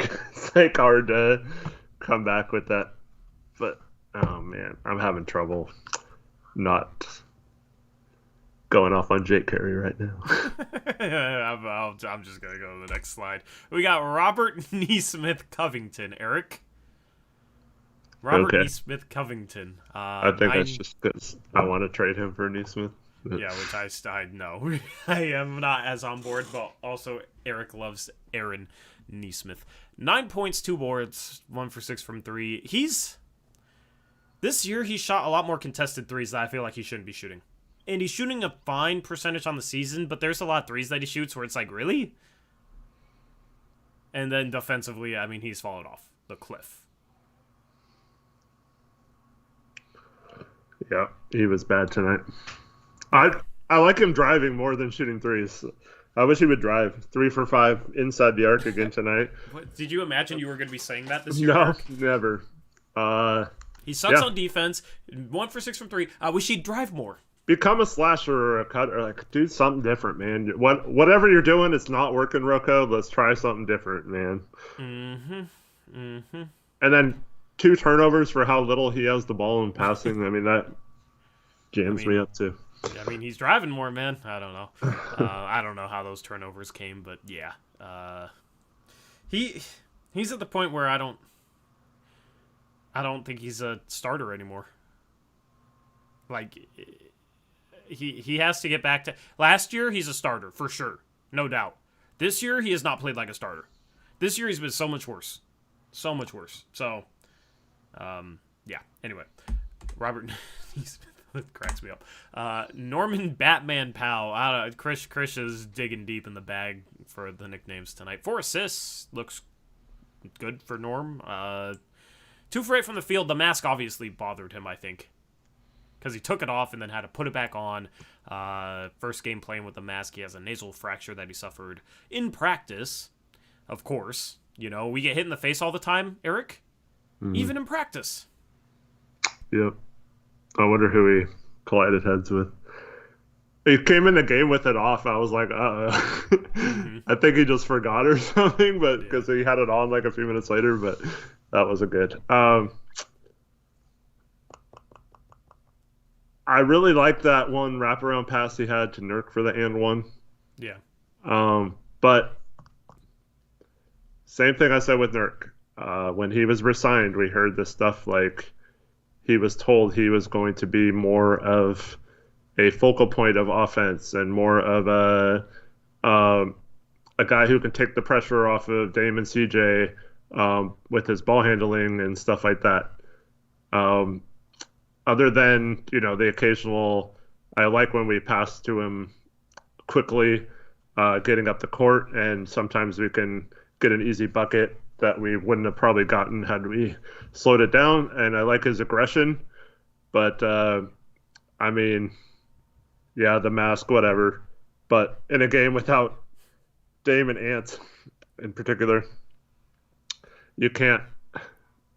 I mean, we needed him to play better, and Yeah. he was not good in this game. And we need to see that playmaking. I don't know what all these people were talking about this summer if we weren't going to see any of this crap on the floor. So, yeah. I mean, we saw it more tonight, but in previous games haven't. And 8 shots in 28 minutes when we're missing Ant and Dame. Mm-hmm. We need to run more plays for him because people are just like, oh, look how many shots CJ shot. We need to give those shots to Norm. But CJ is better at creating shots for himself than Norm is. It's not as simple as just saying, okay, let's take X amount of shots away from Y player and give them to Z player. It doesn't work like that. It's not that simple, right? You don't just allocate shots for a certain amount of player. Like, okay, Norm's going to shoot 30 and CJ's going to shoot 10, and it'll work because Norm's more efficient than CJ. It doesn't work like that. He is not as good at creating shots as CJ. So you got to run things to get him looks.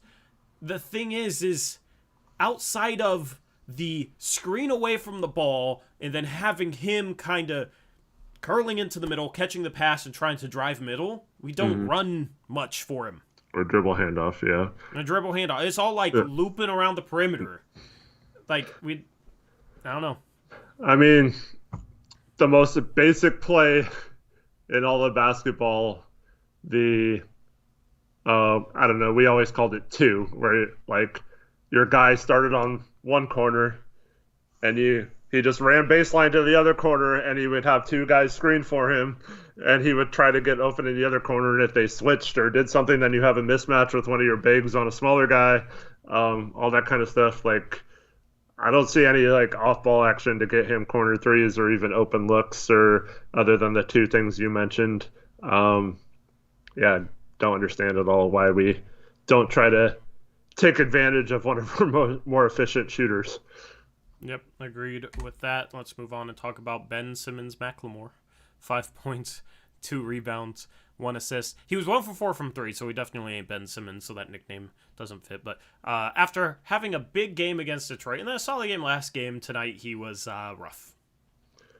Yeah, just didn't really have a shot tonight. Didn't get a lot of shots, though, either. But honestly, we ran plays for him. He's always coming off screens off ball and getting open, Like, where are those plays for CJ and Norm and stuff like that? I don't understand. We run them for Ben McLemore, of all people, but we don't run them for our main guys who actually play and could really take advantage of getting all those open shots, which McLemore can too, but like, I don't understand why, everyone's hurt, let's run some great off-ball action to get McLemore open threes, and no one else does anything. Yeah, I'm just tired of everything being around the freaking arc, dude. That's something that's supposed to be fixed this year. Is more action towards the rim, more designed cuts towards the rim, more UCLA cuts, more back screens, more, like pin downs. We always run up to the 3-point line. I want to see us start cutting those off and looping towards the rim. I mean, you look at the way Golden State does things. A lot of times they'll have multiple players with off the ball in some sort of screen series, and one of them's always going towards the rim. Mm-hmm. And when you got a guy going towards the rim, if he has a step on his defender, you have to maybe hedge a little bit towards him. With a second defender, you have to pay attention to him, right? Because a guy going towards the rim, if he has a step on his defender, he gets a pass as a layup, right? And that's what Golden State does so well, is they will use guys like that to draw attention away from like Steph Curry flying off a screen. I broke that down in my film breakdown. And in Brandt's breakdown after the Warriors game, there was a play where Steph Curry sets an off-ball screen. The one play, it results in a lay-in because the guy cuts, and two guys go to Curry. The next play, both guys go to the cutter, and Curry's open for a lay-in. But I agree with that. We don't have enough action off ball. And Cole Ray thinks the answer with his $2 donation, thanks Cole, is the GOAT Joel Prisbilla. Joel Prisbilla. I mean, attitude-wise, we could use a Joel Prisbilla. Absolutely. Because he has pride. He's not basketball changing this team, though. Yeah, I mean, at this point, probably not. I appreciate the donut. Cole Ray. Keljin, All-Star Bro, Eric, look at this stat line for Keljin Blevins, man. I'm proud of him. 2 straight games with a 3. 100% from the field.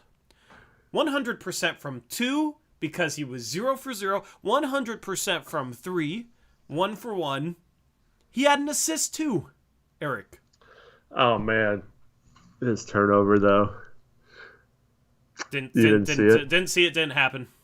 Didn't see it, didn't happen. He was on a 2-on-1 break with him and Watford, and he went to go lay it in, and then he went to pass it. All he had to do was lob it, and Watford would have had a dunk, and he didn't do that. Well, okay, he had 3 points, so that's 3 good things. 1 assist, so that's a 4th good thing. Yeah. He made his only field goal, that's a 5th good thing. He made his only 3, that's a 6th good thing. He also didn't miss a shot, that's 7 good things for 1 turnover.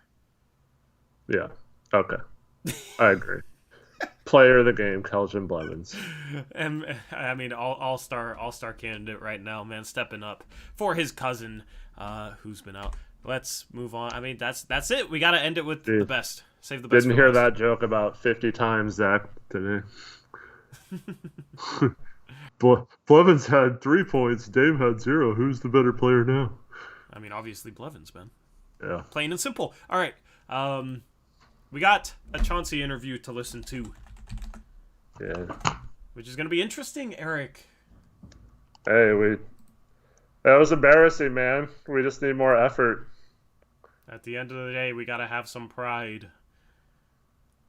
On Pride Night, we should have had pride. It doesn't make sense. All right. Here we go with Mr. Billups. How that ended, did it bother you? Yeah, it did. I mean, lack of pride. Of course, that bothers me. I just think, if that don't bother you, then there's something going on. Obviously teams play well, and you come out, it's not your night. It's cool, it happens. But there's a way that I'm willing to lose, and that's not the way that I'm willing to lose. And it was embarrassing, You got to give them a lot of credit, though. They came out, dug deep, coming in on a back-to-back, getting in really late. Scored 130 points on the road last night. I thought that was an unbelievable, astronomical number. Then they come put 145 on us. Man, that was shocking, but you're gonna have some of those type of nights, in all honesty, but you still gotta show some pride, and when you don't have no pride, you really don't have nothing, in my opinion. So what do you think should have happened at the end there? You guys have fouled or played harder, or what was lacking, do you think? I'm gonna keep that. We'll keep that, and you can imagine what I'm thinking. Chauncey, you can coach execution, X's and O's all till you're blue in the face. But when you talk about pride, yeah, is that something that you see as a coachable thing? A cultural thing? No, coachable. Do you coach pride? Or does that? Nah. That's something that you can't put in anybody. You know, you can skill development. You can make a guy better in this or that, or guy, girl, whatever. But that inside, that competitive fire, that pride, that's something you either have or you don't have, you know, and that's not something that you can turn off or turn on. And that, you know, that's unfortunate. You know, we just didn't show any tonight, you know. And I don't expect at the end of the game, these are young dudes, like they don't know the NBA, they don't know the politics of the league, they don't know, like, you know, the etiquette of the league. They don't know when the game is open like that and a guy starts going crazy, they don't know what to do, you know, but that's what our vets should be teaching them, or, you know, I should be, you know, they should know, but they'll know now, you know. After tonight, it was embarrassing for them, and I felt like I wasn't worried about them. I was more worried and angry at the starters for putting them in that situation, you know. So really, that's a starter veteran issue. That's not a young guy's issue. Go ahead, Eric. I'm glad, because see, people are going to misinterpret that, his line saying you can't teach that. He was specifically talking about the end of the game. He wasn't talking about the like complexities of a game-to-game thing or whatever. So I'm glad he like clarified that and said that this is on the starters for putting them in that position to be there, because it's not the bench's fault. We were down 30 points or whatever it was, and they're on our floor shooting step back 35-footers with a game well in hand. So I'm glad he said that it's a starter problem. Yeah, it is. But what is he going to do to fix it? Yep. What do you think went wrong there at the start of the game tonight? Was just the effort that you're mentioning, or what do you think happened there? Yeah, they got off to a good start. I mean, we seem to have been making a habit of that, you know, playing really soft at the start of games, and we depend on our bench to kind of get us back in it. A lot of times they do. And even at halftime, I just said to them, I said, I don't understand. I've never seen a team that we need our bench to inspire our starters.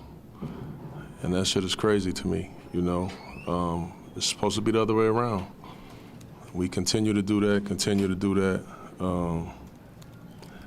But at the end of the day, we all got to be better. You know, I got to be better. They got to be better. And we got to do it together. This is the second night in a row you kind of asked for more sort of like compete level, like a higher compete level. You said maybe it's not a coachable thing. Do you think this group has that in them? Like, do you think they can not with any consistency, you know. I feel like there's some nights, obviously, we sat in this room at this time and been like, wow, what a game. You know, these guys play really hard. They played together. They competed defensively. We've said that many nights. And then we have these type of nights, which is kind of unexplainable. So I don't know what the trigger is, you know. I don't know if it's we got to make shots to play defense. We got to get the ball. 'Cause nights like tonight, we're selfish on both ends of the floor, and that's unfortunate. Chauncey, you said most nights that you don't address the team after a loss because you like to let things kind of breathe. Yeah. Did you say anything tonight? For the first time all season, I spoke tonight after the game. And it wasn't emotional. You know, obviously I'll keep that between the team and I, but I wasn't emotional. I'm not a yeller, like I'm speaking with this tone, but just speaking real, you know. But yeah, tonight was the first night. I mean, obviously the loss gives reason to talk to them, but was there anything else that factored in your head as this is the time where I need to connect with them after the game versus the losses earlier? I think the biggest thing, and I think I spoke about it already, Sherrod, is just the pride thing. You know, we gotta have some pride, and for me, I don't care about the name on the back of that jersey. Like, you gotta bring it, man. You know what I'm saying? Like, you gotta come to work. You getting paid to just bring it. Like, nobody says you're gonna play great every night, but that effort thing and that pride thing, I think that's something that you can actually control, you know. So it was more kind of about that, and I'll just leave it at that. Is CJ okay? Like, he left, he went straight to locker room. Yeah, he got like a little rib contusion. He was getting the X-ray, so I hope so. We'll see. Yeah. Okay, well. YouTube wants to recommend my stream to play on my stream. Nice. Not Echo. Yeah, get a good old echo going. What are your thoughts on that? Yeah, I don't know. I'm just sick of hearing this without anything being done to fix it. It's like, once again, if there are people who are uncoachable and aren't showing pride, and that's an issue, then that I don't understand why. He mentioned a couple weeks ago that he might have to change the starting lineup if it continues, and he kind of had to, like I said, because of injury. But the main two guys that are causing that aren't injured, so got to do something about it in my mind. At this point, I think he needs to start Larry Nance Jr. and play him 30 minutes a game. Mm-hmm. And play Rocco 18 minutes a game. I mean, he said in there, you can't expect your bench to cover for your starters. It should be, on most teams, it's the other way around, especially good teams. Like good teams can overcome sometimes poor bench play. We've done that in the past, but you can't really overcome your bench being better than your starters or showing more effort than your starters. So if he's saying that or recognizing that, why isn't he sending a message by letting some of those players who are playing hard and showing that effort get the starting spot then, and then maybe we won't have that problem. I don't know. That's just me. I mean, Nance is the most obvious guy right now. And then, I don't know, there's really nobody else. I mean, I don't know. Like, once Nas comes back, I mean, do you bench CJ? Like, I don't know. It's not about benching, but I mean, honestly, this is what I would do. I would insert Nance into the starting lineup. Tell CJ, especially we don't have Dame at least the next couple games, right? Mm-hmm. I would say, hey, look, I want you to try this. Please let's try something different. What we've been doing the last couple games is not working. Let's just try to run an offense through them. How about, like, I'm not saying you can't shoot. Like, if you're open off a catch and shoot the ball. But let's either try to facilitate if you have the ball, or we're going to run you off ball, and maybe our Nance and Nurk can get you open with some good passes if you move properly or whatever, right? Yeah. And then see how he responds to that. And then so run a bunch of action through Nurk and Nance. You could run CJ off ball screens. You can have him backdoor cut. You can have him open or spotting up in the corners and stuff like that. But as soon as he starts ISOing and going one-on-one and doing that stuff, like, just say, hey, man, I know you can do that, but for right now, this game, let's try to work on some other things, see if we can work this out. Because I don't want it to be a case where I know you can take over a game and make 5 shots. You don't have to prove that to me. I want to see if we can do other things to win a game and maybe be a better team down the road. And this is why it drives me crazy that people say, oh, you can't coach that or whatever. Well, you absolutely can, because either CJ will respond to that and play better in that, and then maybe if he does do well, he could maybe see, like, oh, wow, this actually works. I'm getting great looks, and I'm making all these great passes, and people are scoring, and we're winning. Maybe we upset, like, the Clippers or the Warriors or something, and and or play really well at least and don't get blown out. And then maybe somewhere down the road we kind of say, hey, like, so it's not all about just doing that all the time. We do need you to ISO sometimes, but let's just focus more on these good things that we're doing and stuff like that. And if he just goes off and does ISOs, then he's just ignoring what you're saying, right? And I mean, he's going to do it sometimes because it's hard to like just completely eliminate that from someone's game, like, because that's what he's been based on for the last or the first 9 seasons now of his career. So I would do that, just see if he responds, and if he doesn't, then you'd be like, dude, I've asked you to do something. I am your coach. Either you do it the way I'm asking you to do it, or we have a problem, and I don't think I can play you as many minutes, so I'm not going to start you anymore, and this is going to be an issue. And so CJ has no choice either than to do what the coach is saying, buy in, and at least try it, or he's going to have his minutes cut or whatever, and he can just take his $30 million and sit on the bench, and maybe he's fine with that. I don't know. But if he is, you trade him immediately and get rid of him, right? Because, I mean, at that point, it's addition by subtraction if he's just going to refuse to do what the coach is saying. So I don't buy this crap that you can't teach it. He is what it is.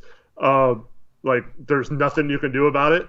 Like, why not try that? Why not say, like, every time you ISO, I'm pulling you out of the game? Like, because let's just try to run what I want to run on offense. I mean, there's times in an offense where you can ISO, the last few seconds of a shot clock, 10 seconds left in a quarter, all that kind of stuff.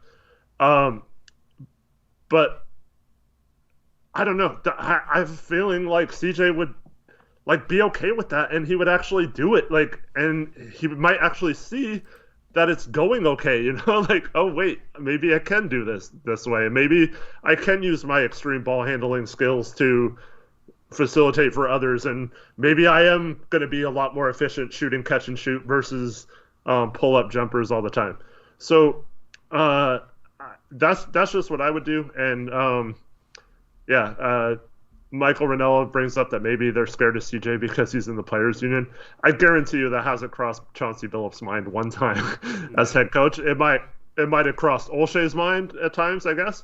But it's a case where, I mean, that's what I would do, and I would be like, Norm, you think you can handle the ball more? Well, here, you're the point guard for this quarter or something, like show us, if you truly think you can distribute and handle it, show us what you can do there.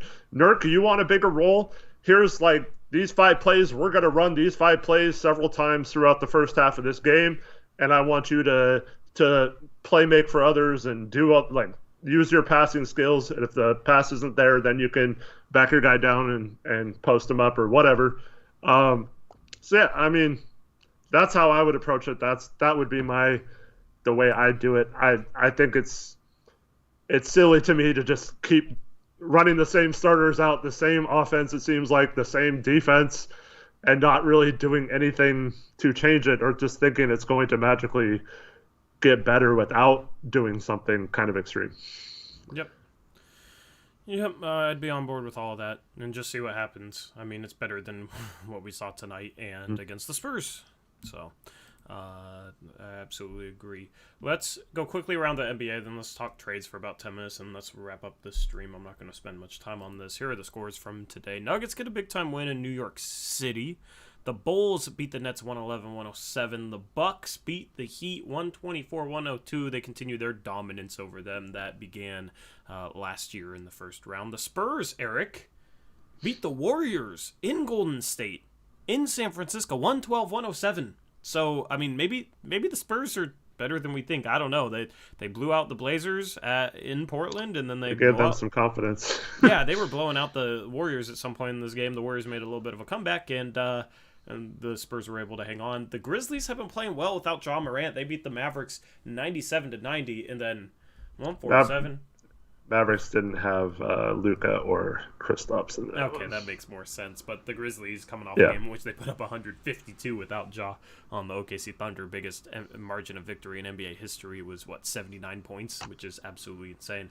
And then the Celtics beat the Blazers 145-117. Let's look at there's one more game. The Kings beat the Clippers 104-99. The Clippers are our next opponent. Notable performances: Nikola Jokic, solid game. Dennis Schroeder and Jason Tatum. I mean, no surprise they're up there. The Celtics went off against us tonight. Zach LaVine. And then Desmond Bane has been playing well this year. 29 points for the Grizzlies.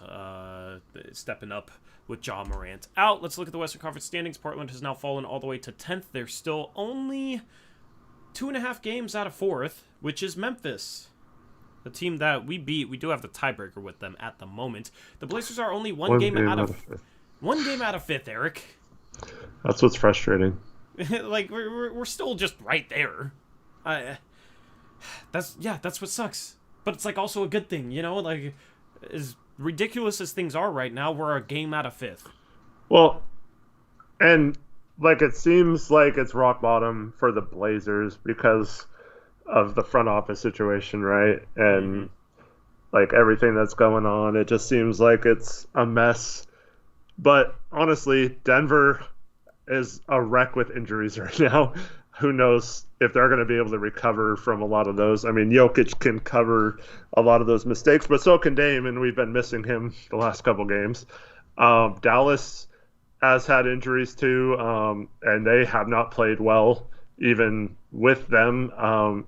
With Luka and stuff, they had a pretty easy schedule at the beginning of the year, and once it got harder, big surprise, they've come back to earth. The Lakers are a mess.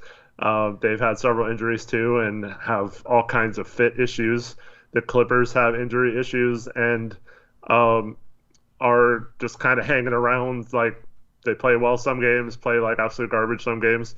Memphis, like you said, is without Ja Morant, and they're playing good without him, but who knows? So, like, I mean, all these teams are basically in the same position as us, and all it would take is for one of those teams, 5 or 4 through 10, to go on like a 5 or 6 game win streak, and you could really separate from the pack maybe and put yourself in the driver's seat for that 4th spot. It's just going to be hard with these next 2 games being difficult ones and without Dame. This is why that the timing of Dame being hurt was so bad for us. Yep, I agree with that. Good synopsis on the situation. I mean, I don't know. Like I don't even really care to look at the standings. We gotta fix so many things with ourselves, but it is a little bit of a relief to, as bad as things seem, to look at this and see that we're only a game back out of 5th.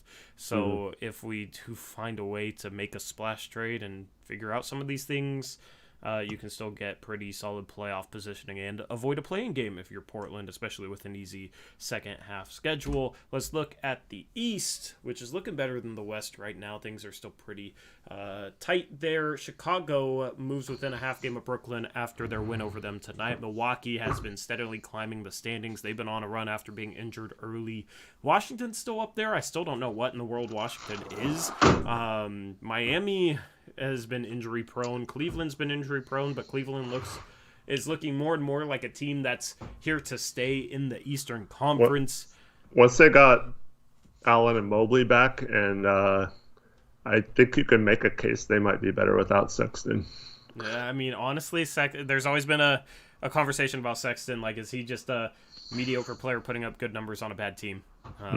So they lost him for the season, but that's not as impactful as a loss as Garland would have been, or Mobley, or Allen. Or Allen, yep, I agree. And they've been phenomenal defensively with Mobley and Allen. That's supposed to be what Collins and Nurkic was supposed to be, right? Yeah. Unfortunately. Cry. Yeah, sad.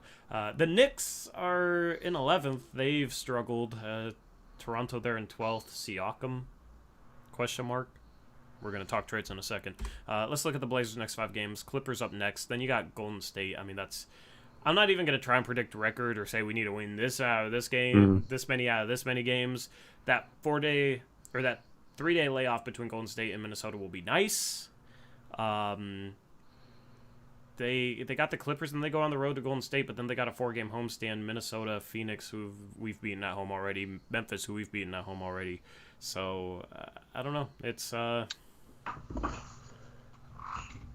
more about ourselves than who we have in front of us at this point, in my opinion. Yep. And without Dame, we could play really well and still maybe not win any of these games. Yeah. Brutal.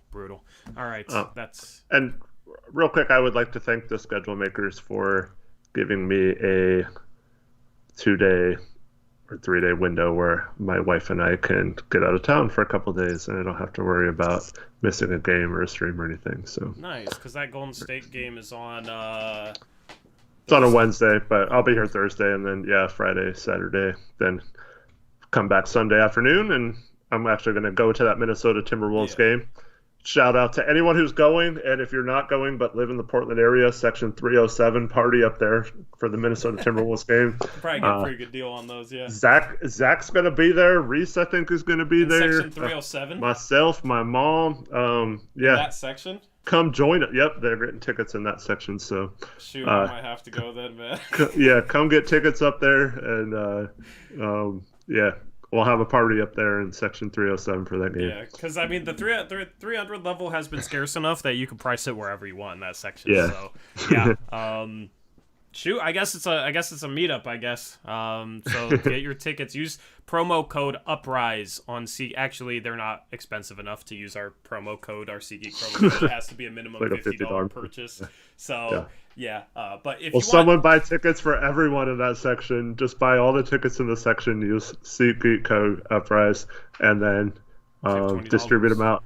Yeah, just in one of the streams before now and then. Just distribute them out to everyone in the Maybe we'll have to do a ticket giveaway for a couple tickets for that section for that game. I don't know. That'd be cool. We're gonna have haters showing up now, Eric. We're gonna need a security detail. Yeah, I don't care. Come. You're my security. All right, you guys, all you guys who hate me and Tori and think we're trash and our opinions are awful and we're like Neil O'Shea or whatever. But if you think that way, come say hi anyway.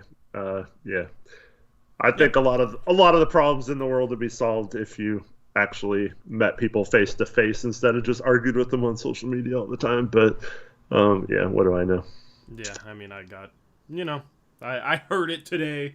If you want to follow us on Twitter, Twitter links are in the description box below. Shout out Cole Ray, $10 dono. He says, Tori, go get yourself some Taco Bell after we're done since your bedtime is 3 a.m. Taco Bell always open past midnight. I recommend that grilled cheese burrito. I do not feel like Taco Bell right now. I don't want to feel like crap.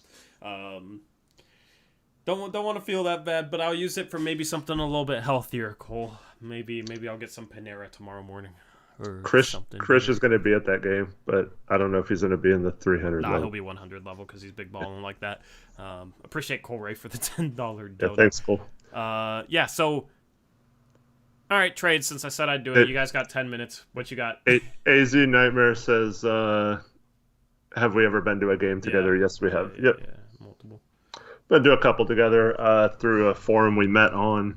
Mm-hmm. We had a skybox up there for one game and sat in the Rip City Row one game too through them. Pretty cool. Yep. So trades. I asked you guys to come up with good trade ideas between last post-game stream and this post-game stream. So let's hear your good trade ideas. Blevins for Curry. Starting it off with great trade ideas. CJ McCollum is better than Lillard. LeBron for Blevins, CJ for Kyrie. Okay, yeah. Maybe this will be a 5-minute segment.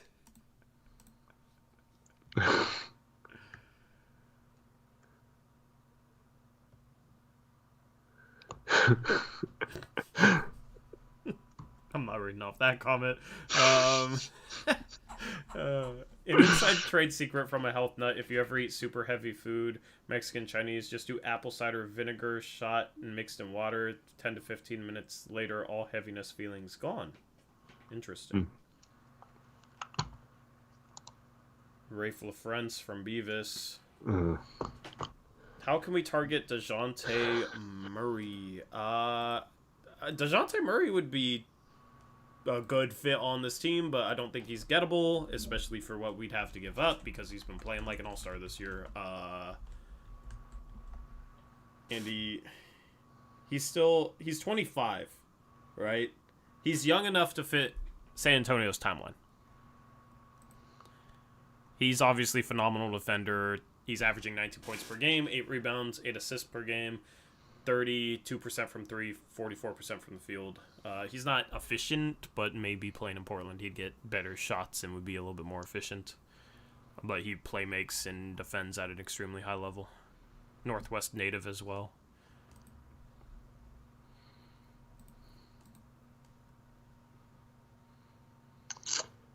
So Ethan Pettit says CJ, Nas, and 2 firsts for Ingram. Yeah, I don't get that, man. Ingram has effort issues too.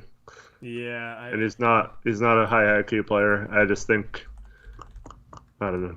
I'd rather trade for role players than Brandon Ingram, in my opinion. he's solid defensively though, isn't he? Or he's kind of fallen off, hasn't he?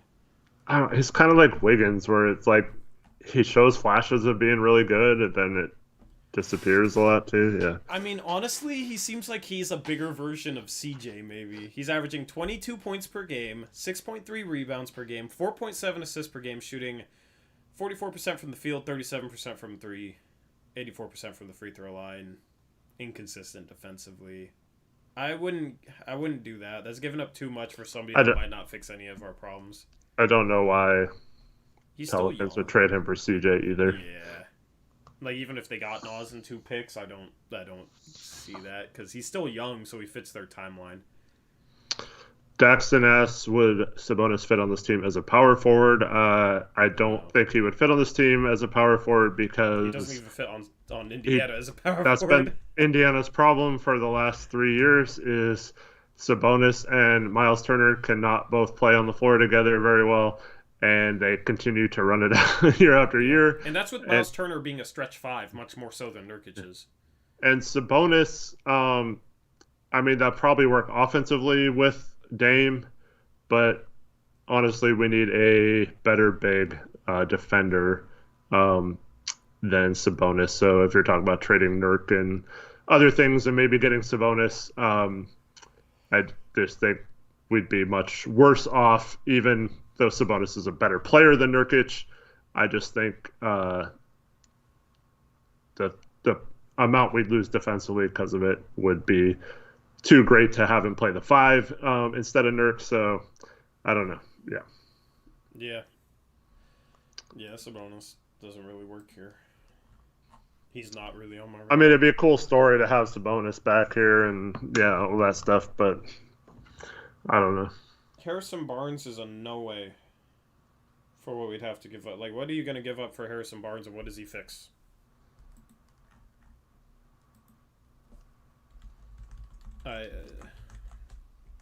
Harrison Barnes doesn't fix anything. Like, he's not a good defensive player. He's average. Like, offensively, he's nice, but that's not where we need the help.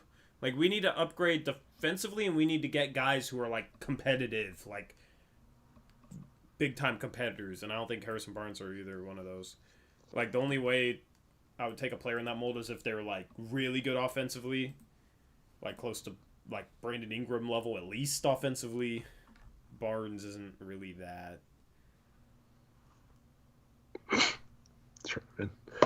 No says Draymond Green would be nice. Yes, he would, but there's zero chance Golden State would trade him when they're tied for the number 1 seed right now. And Golden State would say your name. No. Yeah.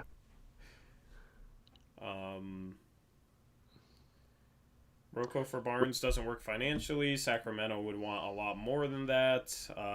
And it doesn't improve us defensively. It might even downgrade us a little bit. For all the people mentioning Jeremy Grant, let me just spell out what I did last post-game show. He does not want to leave Detroit. I have been told that he had an opportunity to leave Detroit last summer for a team. I won't say if it was our team or a team similar to ours, but he said he would absolutely not be happy and did not want that to happen. And yeah, that's a shame. To be the man, he doesn't want to win. I mean, part of it is he is ingrained with the culture there in Detroit, so some things. It's so fine, whatever. Yeah, but he does not want to be on a team like Portland or Denver, those kind of things. So yeah. Yeah, the last thing we need is somebody that doesn't want to be here. Mm-hmm. That doesn't want to be on a competitive team. So Jeremy Grant is completely out the window. So Grant, Sabonis, no, they're not on the radar. Mm-hmm.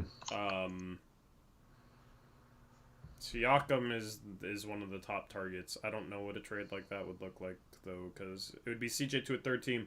Find the best young asset package for CJ, and then send that asset package to Toronto and hope it can get you Siakam. That's what it'd have to be. And it might be a situation where maybe you'd have to give up Ant to Toronto in that deal. At that point, I don't know about that.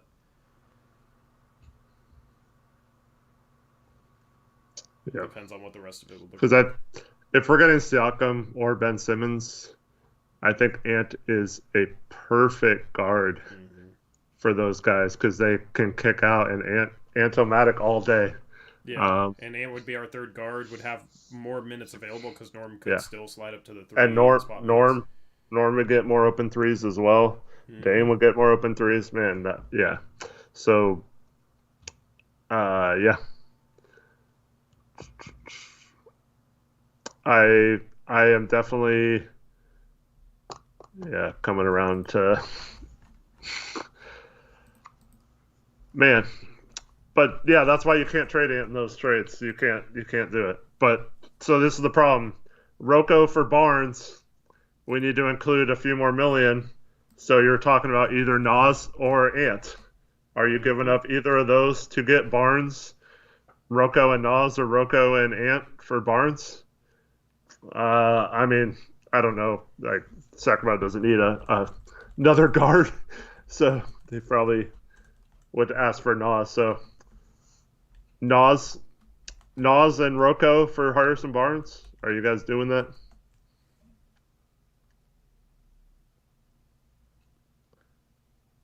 I just don't see how that makes us that much better or changes the direction of our team at all. Yeah, what's Barnes making? $20 million a year right now? I think it's right at $20 million. So you have to trade out $16 million. Yeah. So Rocco makes about 12.9. So you'd have to attach an additional at least $3.1 million to Rocco. Greg Brown plus CJ Ellaby is about $2.4 million. So that doesn't get it done.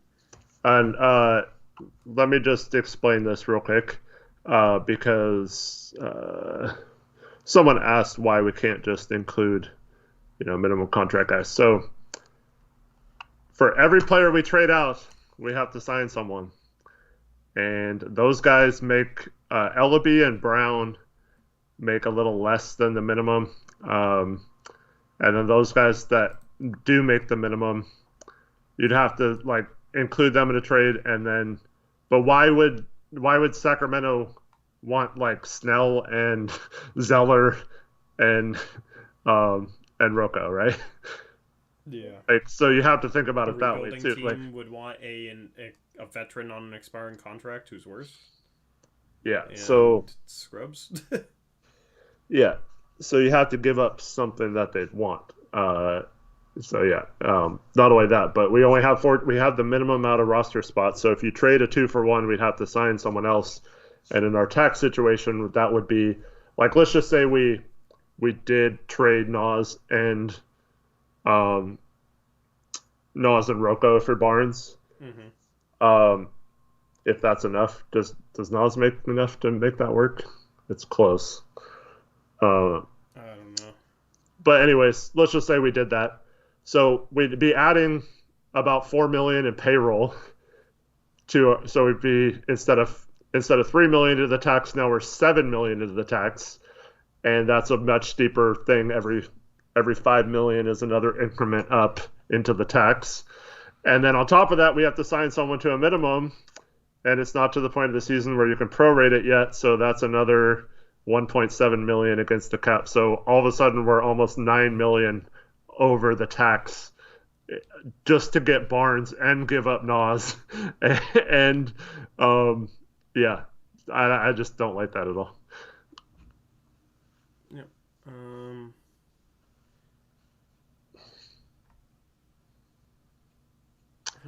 Bagley is a no-go for me. Bagley's injury prone and bad defensively. And yeah, I don't see what he fixes at all. He's not good. Thad Young is interesting, but he can defend, but he can't shoot. And we already haven't fully utilized the playmaking of our bigs, and that's like the big selling point of Thad Young is he can defend and he can pass and playmake for other players. So he's just going to be a defensive player who can't shoot. That's it. Like, yeah, I don't know.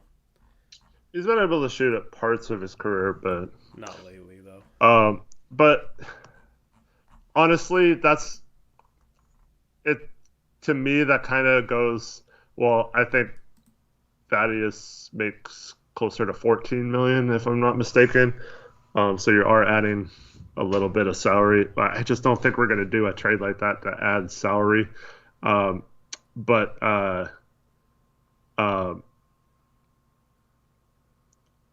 in general, though, even though like Thad Young isn't a perfect fit, I'm kind of to the point where maybe just a small trade like that might get some people that maybe are kind of on the fence about effort level, maybe like, oh crap, I better step up too or something, or I could shift out like that. So I think if you do that, I think you start Nance and Thad Young as your small ball 5. Yeah, I don't think that's bad. Or Nance could still, they could stagger and yeah. Young next to Nurkic is kind of because neither of them are shooters. But Young can slash a little bit. He's kind of like a better Vonleh where he can pass and slash and score. Yeah, I just think in today's NBA, and especially when you got like Dame, you want 4 shooters on the court. Mm-hmm. Like you don't want more than one non-shooter on the court. Yeah. And especially with Nurkic, if you're gonna like post him up more and play him more inside, to have a 4-man who can't knock down a 3, like makes it a little bit tougher. Not impossible to make it work, but it just makes it tougher. At who you, Brogdon cannot be traded this year, so. Yeah, Brogdon and Smart cannot be traded this year. I'm Look, were you gonna talk about LeVert? Because I want to respond to Yeah. LeVert. Yeah, that's what I was just gonna say. So I do not want this trade, but I have this weird feeling. Us and the Pacers are kind of in a similar situation. I could see a trade between those two if Pritchard would do it. Hopefully, LeVert he would be a horrible trade. I know, but It would be horrible. Like if we traded CJ for LeVert. I just have a feeling it's going to be like CJ and Rocco for LeVert, Warren, and Holiday or something, and maybe a pick. Oh gosh, stop! That's so gross. That's so gross. I know. That's I'm just so saying. Gross. I'm just saying. I think, yeah. 2 guys that can't stay healthy, a very mediocre role player. Karis LeVert isn't good. Okay, Karis LeVert this season is playing 27 minutes per game. He's averaging 15 points per game. Huh? How many games has he played? 17. Okay. Before that, he has not played more than 50 games in a season. The last 3 years. The last 3 years, he's played 40 games, 45, and 47. He's very injury prone. Now, he's averaging 15 points per game and 27 minutes per game. Shooting 41% from the field, 25% from 3, Only gets to the free throw line 2.5 times per game. True shooting percentage is 48.6%. He's averaging 2.9 assists per game in those 27 minutes. He's a bad defender. Why in the world?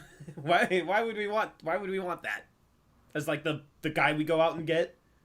He's legitimately a worse passer than CJ. He's a worse defender, like might even be a worse defender than CJ, more injury prone than CJ, worse shooter than CJ. I don't yeah. And then TJ Warren hasn't played in who knows how long, and Justin Holiday. Yeah, that'd be disgusting. You guys would get the most epic rant ever if we made that trade. To be fair to LeVert, he did have that kidney thing. It wasn't an injury. It was true. Cancerous tumor or something. He's still injury prone because he was injury prone in Yeah, college. no, in Michigan. I agree. I'm just saying last year was not injury related, but Ernesto says you guys are saying CJ is putting no effort. Why are you so down on LeVert? Because he sucks. Like I said, I'd rather not good. get. I don't know. I just don't understand. Yeah. He's just not good. He's just not good. Like CJ's a far better basketball player than him. Mm-hmm. Like CJ has his issues, but we're not in a position where we can like get less talented and expect it to work. And expect. I mean, why is? I mean, I don't know. 14 trades are a lot to look through in the middle of the stream, Krish. But, I mean, that's basically what we've been saying is CJ, maybe Rocco to Philly, Simmons to Toronto if they really do want him, and Siakam to Portland. Genoa Healed makes like $24 million, so that trade doesn't work. So it's not even close to a valid trade. For the most part, the basic rule in trades is you can only bring back 125% of what you're sending in, max 125% of what you're sending out. So if you're sending out $20 million, you can bring back $25 million.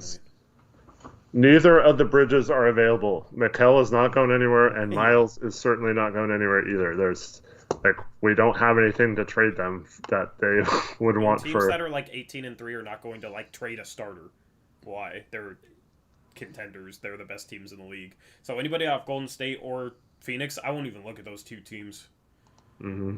No, you're fine. I mean, we don't expect you guys to know the CBA like we do. It's just, if it doesn't work, we're going to tell you that it doesn't work and why it doesn't work. Just like Tori was saying about LeVert, Heald's just as bad version of he's like a chucker who can shoot sometimes and doesn't play defense. So, and he's probably less of he's a worse ball handler than CJ, but he thinks he's just as good of a ball handler. He's not a guy. He's averaging 2 assists per game, 16 points per game, shooting 39% from the field and 37% from three. Legitimately, the only thing Buddy Hield does well is shoot threes, and that's only at 37% this year. Career 40%, so it's a little bit of a down year so far, but that's the only thing he does well. This is a volume 3-point shooter. Now, for the Lakers, he probably would have been a better pickup than Westbrook because he would have fit next to LeBron and AD, and they got a bunch of defensive players, and they just need a sniper. But for us, we need to improve defensively. He doesn't help that at all, and he legitimately doesn't do anything better than CJ. Mm-hmm. So, I'd take CJ's 3-point shooting above his. CJ shooting 39.6% from three before this game, but. Yeah, guys, trades are hard. They're not easy. Gabe says the Suns, even though they're doing well, will still trade Abdel Nader. Yeah, you guys want Abdel Nader? So, actually, what did Josh Hart actually sign for? See, that's not a bad if you just look at a trade. I don't know why. Pelicans, I don't know why they would want Josh Hart. Rocco.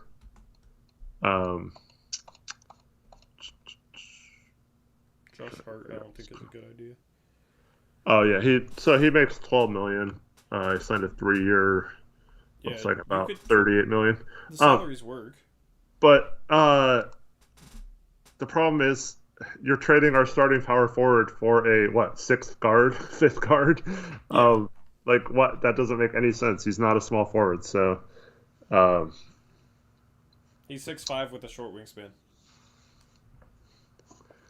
I think his wingspan was like 6'6". Standing reach was like in line with average shooting guards. Could we have gotten Lonzo for CJ this offseason? No, we could not have, because the Celtics the Bulls tampered and spoke with Lonzo and already convinced him to come before free agency even started. So we wouldn't have been able to do that if we were playing by the rules. And they got stripped a draft pick because of it. But another, do you really, Lonzo Ball, $27 million, is that solving any of our problems right now? A guard, so Josh Hart has actually 6'8.5" wingspan, but his standard reach is 8'3.5", which is 2 inches shorter than Norman Powell's. So if Norman Powell ain't a 3, Josh Hart definitely isn't a 3. It probably was worth the cheating, though, because they should have been stripped to first. I don't agree with that at all. Also, Josh Hart, the last 2 seasons, is shooting 32.6% from 3. So, not making threes. Like, that young is shooting like 29%. So, yeah, no on Josh Hart. We can go for Hart if we trade CJ. Starting Josh Hart is not the way to go. He's not a shooter. He, for a shooting guard, he's noticeably below average from the 3-point line. He's shooting 32%. Like, yeah. So that's like a second non-shooter on the court. I know he shoots them and will make them occasionally, but like the only way you do that is if it's like a Siakam who does everything else well. Daniel Tice as a follow-up, if we needed like a big, would be a solid target. For sure. But that's, as I said, a follow-up. Signed Wesley. Wesley signed with the Bucks. Signed Batum. Batum is on the Clippers. Rocco for Poku? We're not rebuilding. How come Why would the Thunder do that too?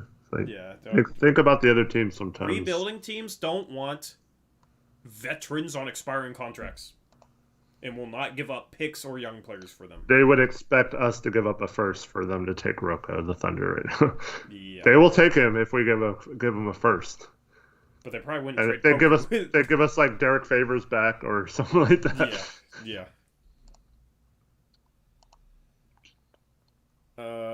Zion is... We're not getting Zion with CJ Nurk in a second.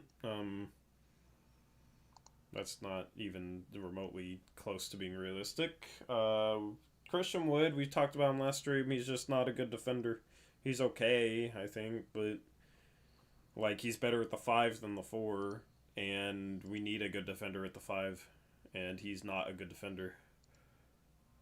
Especially when you consider what we'd have to give up for him. It's just he doesn't make much sense to me either. Shetty Osman is not a good defender.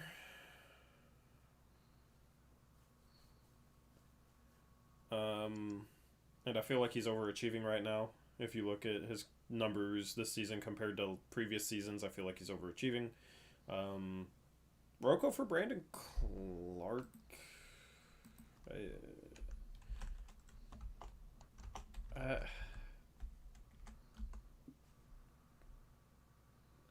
Rocco for Brandon Clark is interesting, but Clark can't shoot. He's shooting 9% from 3. Like energy big, I like him, but I'm also a Gonzaga fan. This would probably take another move too, but would you consider trading Rocco for Daniel Tice? No. What does that do? I don't know. Doesn't do Gets anything. Rocco off the team. You just get it. I mean, And gets we us might as under well the just say tax. cut Rocco. Like I don't.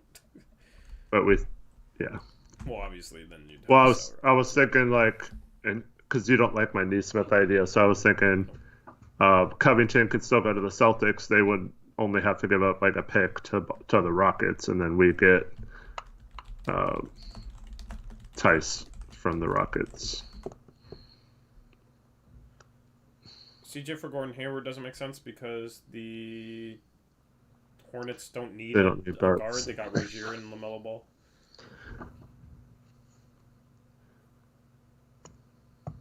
And they drafted Buck Knight. Yeah.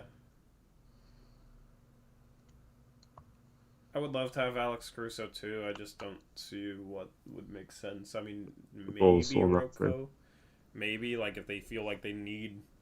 They're not trading Caruso right now. They love him. Yeah, they do love Caruso. Like,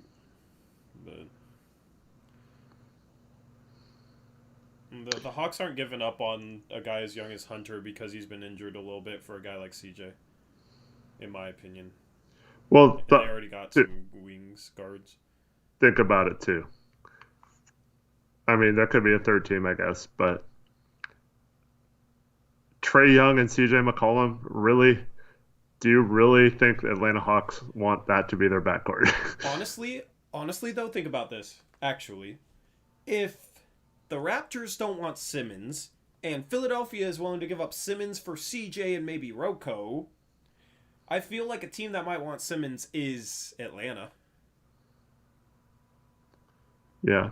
Where Simmons would kind of become their Draymond, with Trae like being their Steph and, I don't know, Herder being their Clay. They envisioned Herder being like Klay Thompson when they drafted him, apparently. So, I don't know, but that's a team I could see maybe liking the idea of Ben Simmons. So, Simmons to Atlanta and then Hunter and something else to Portland. I'd be down for that. What do you think? Who'd you say we'd be getting back in that? DeAndre Hunter. Isn't he hurt for like most of the year? Yeah, but I mean, everybody talks about Jonathan Isaac, and Hunter's like a similar type of player to him. Similar. I think we'd have to take on one of their bad contracts too. Hunter only makes like $8 or $9 million, I think. Hunter is like projected to be back in a month. Okay. But he has been a little bit injury prone. Only played 23 games last year and then had right wrist surgery. But, I mean, he's in the 11 games he played this year, 45% from the field, 39.9% from three. In 28 minutes per game, averaged 11 points per game. Last season in 23 games, 15 points per game. For his career, 35% three-point shooter. He's a good defender. Like, good on the ball, good off the ball already, even though he's still young. I just think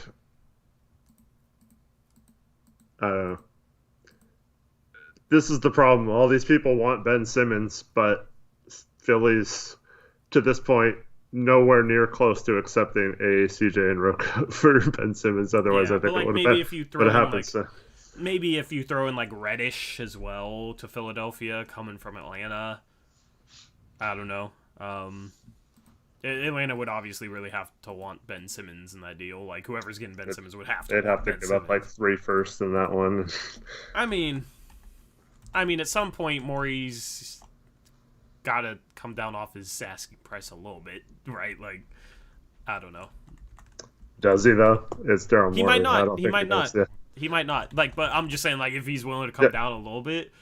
You can say that all day, Shervin. It doesn't mean he will. He's the kind of guy who is stubborn enough to not trade Ben Simmons this year and completely screw over that franchise. He is the kind of GM that would actually do that. I'm not out of anyone who would. I mean, almost any other GM or team would have traded Ben Simmons by now and not let it get to this point. But yeah, Morey is the one GM that might actually do that. So you could say we should trade for him all you want, but that doesn't mean that. And you could say it makes sense that he should come down on his asking price. It should make sense that at some point he's got to think about Embiid this year, not wasting another year of him and like completely breaking him by having him carrying the load and all that kind of stuff. But I just don't think Morey thinks that way. I think his ego's too big to let Ben go for a package that's not like a hard and level package that Houston got. And yeah, so that's tough. I don't know. I mean, I would love for that to happen. I would love for another team to help us make another trade like the Toronto one happen. But yeah, I just, it's kind of tough. Yeah. I mean, you can do some interesting things with CJ Rocco to Philadelphia, Simmons to Atlanta. Atlanta would have to give up like Reddish and a pick to Philadelphia, but I mean, I don't know.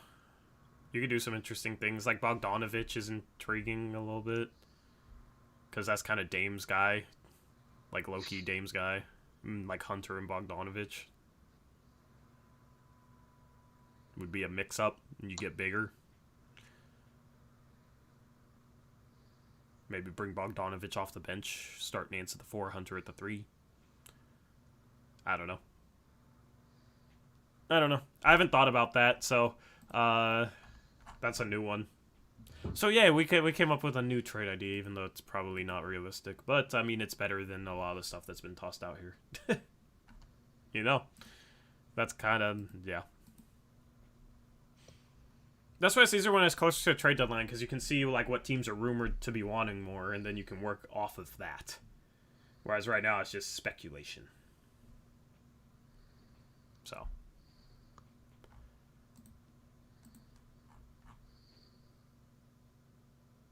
Ernesto, that's not the consensus. It's just hard to think of stuff that works, man. And some stuff might come out of left field, you know. Like, we don't know. Yeah, I mean, like I said last stream, if Jaylen Brown like becomes available, that changes the game for a lot of teams. And that, even if he wasn't traded to us, could have a ripple effect where other teams then need a CJ type player or something. I don't know. Yeah. Yeah. Anyway, yeah, I mean, we're going to wrap up this stream. Been talking trades for a little bit longer than I planned. We will talk trades on Monday on Blazers Uprise Live. That's our second channel. We'll also preview the Clippers game, so make sure you go subscribe to that. We'll start off with picks against the spread as always. The link to our second channel is in the description box below. We'll go live around 3:30 p.m. on Monday, and then we'll have a post-game stream. After Clippers Blazers, we'll see how this team responds to this embarrassment. We'll see if CJ plays. If not, it could be rough. If he does play and this team responds well, I mean, that could be a competitive game. We'll have to wait and see on that, though. Overall, this team has been rough to deal with, but this was still a good stream nonetheless, and you guys, I appreciate you guys tuning in and making us a part of your Saturday night. I don't know, man. It's tough with losses like these, but, you know, you got a lot of change right now. We'll see how the GM process plays out. Still lots to talk about with this team. What are your final thoughts, Eric? Just thanks for everyone for still tuning in, even though, like, honestly, it's kind of tough to stream after these last couple games. Not necessarily because it sucks streaming or anything like that. It's just like, oh man, like this is a bummer. This team is a buzzkill right now, and it's frustrating. But we appreciate you guys supporting us anyway, and I hope you all have a good rest of your weekend. Yeah, we will catch you with 2 streams on Monday, so be prepared for that. We'll also have power rankings dropping on Monday on our website. You can follow our Blazers Uprise Twitter account, link in the description box below, so you know when we're going live with everything and dropping whatever we drop. So make sure to go follow us over there and follow our personals at ToryJonesYT and at HoopsJock. Those links also in the description, along with the second channel. So we will catch you on Blazers Uprise Live, or hopefully, if not, then we'll catch you on the postgame show tomorrow. Until then, have a good rest of your weekend. As always, peace out. Go Blazers.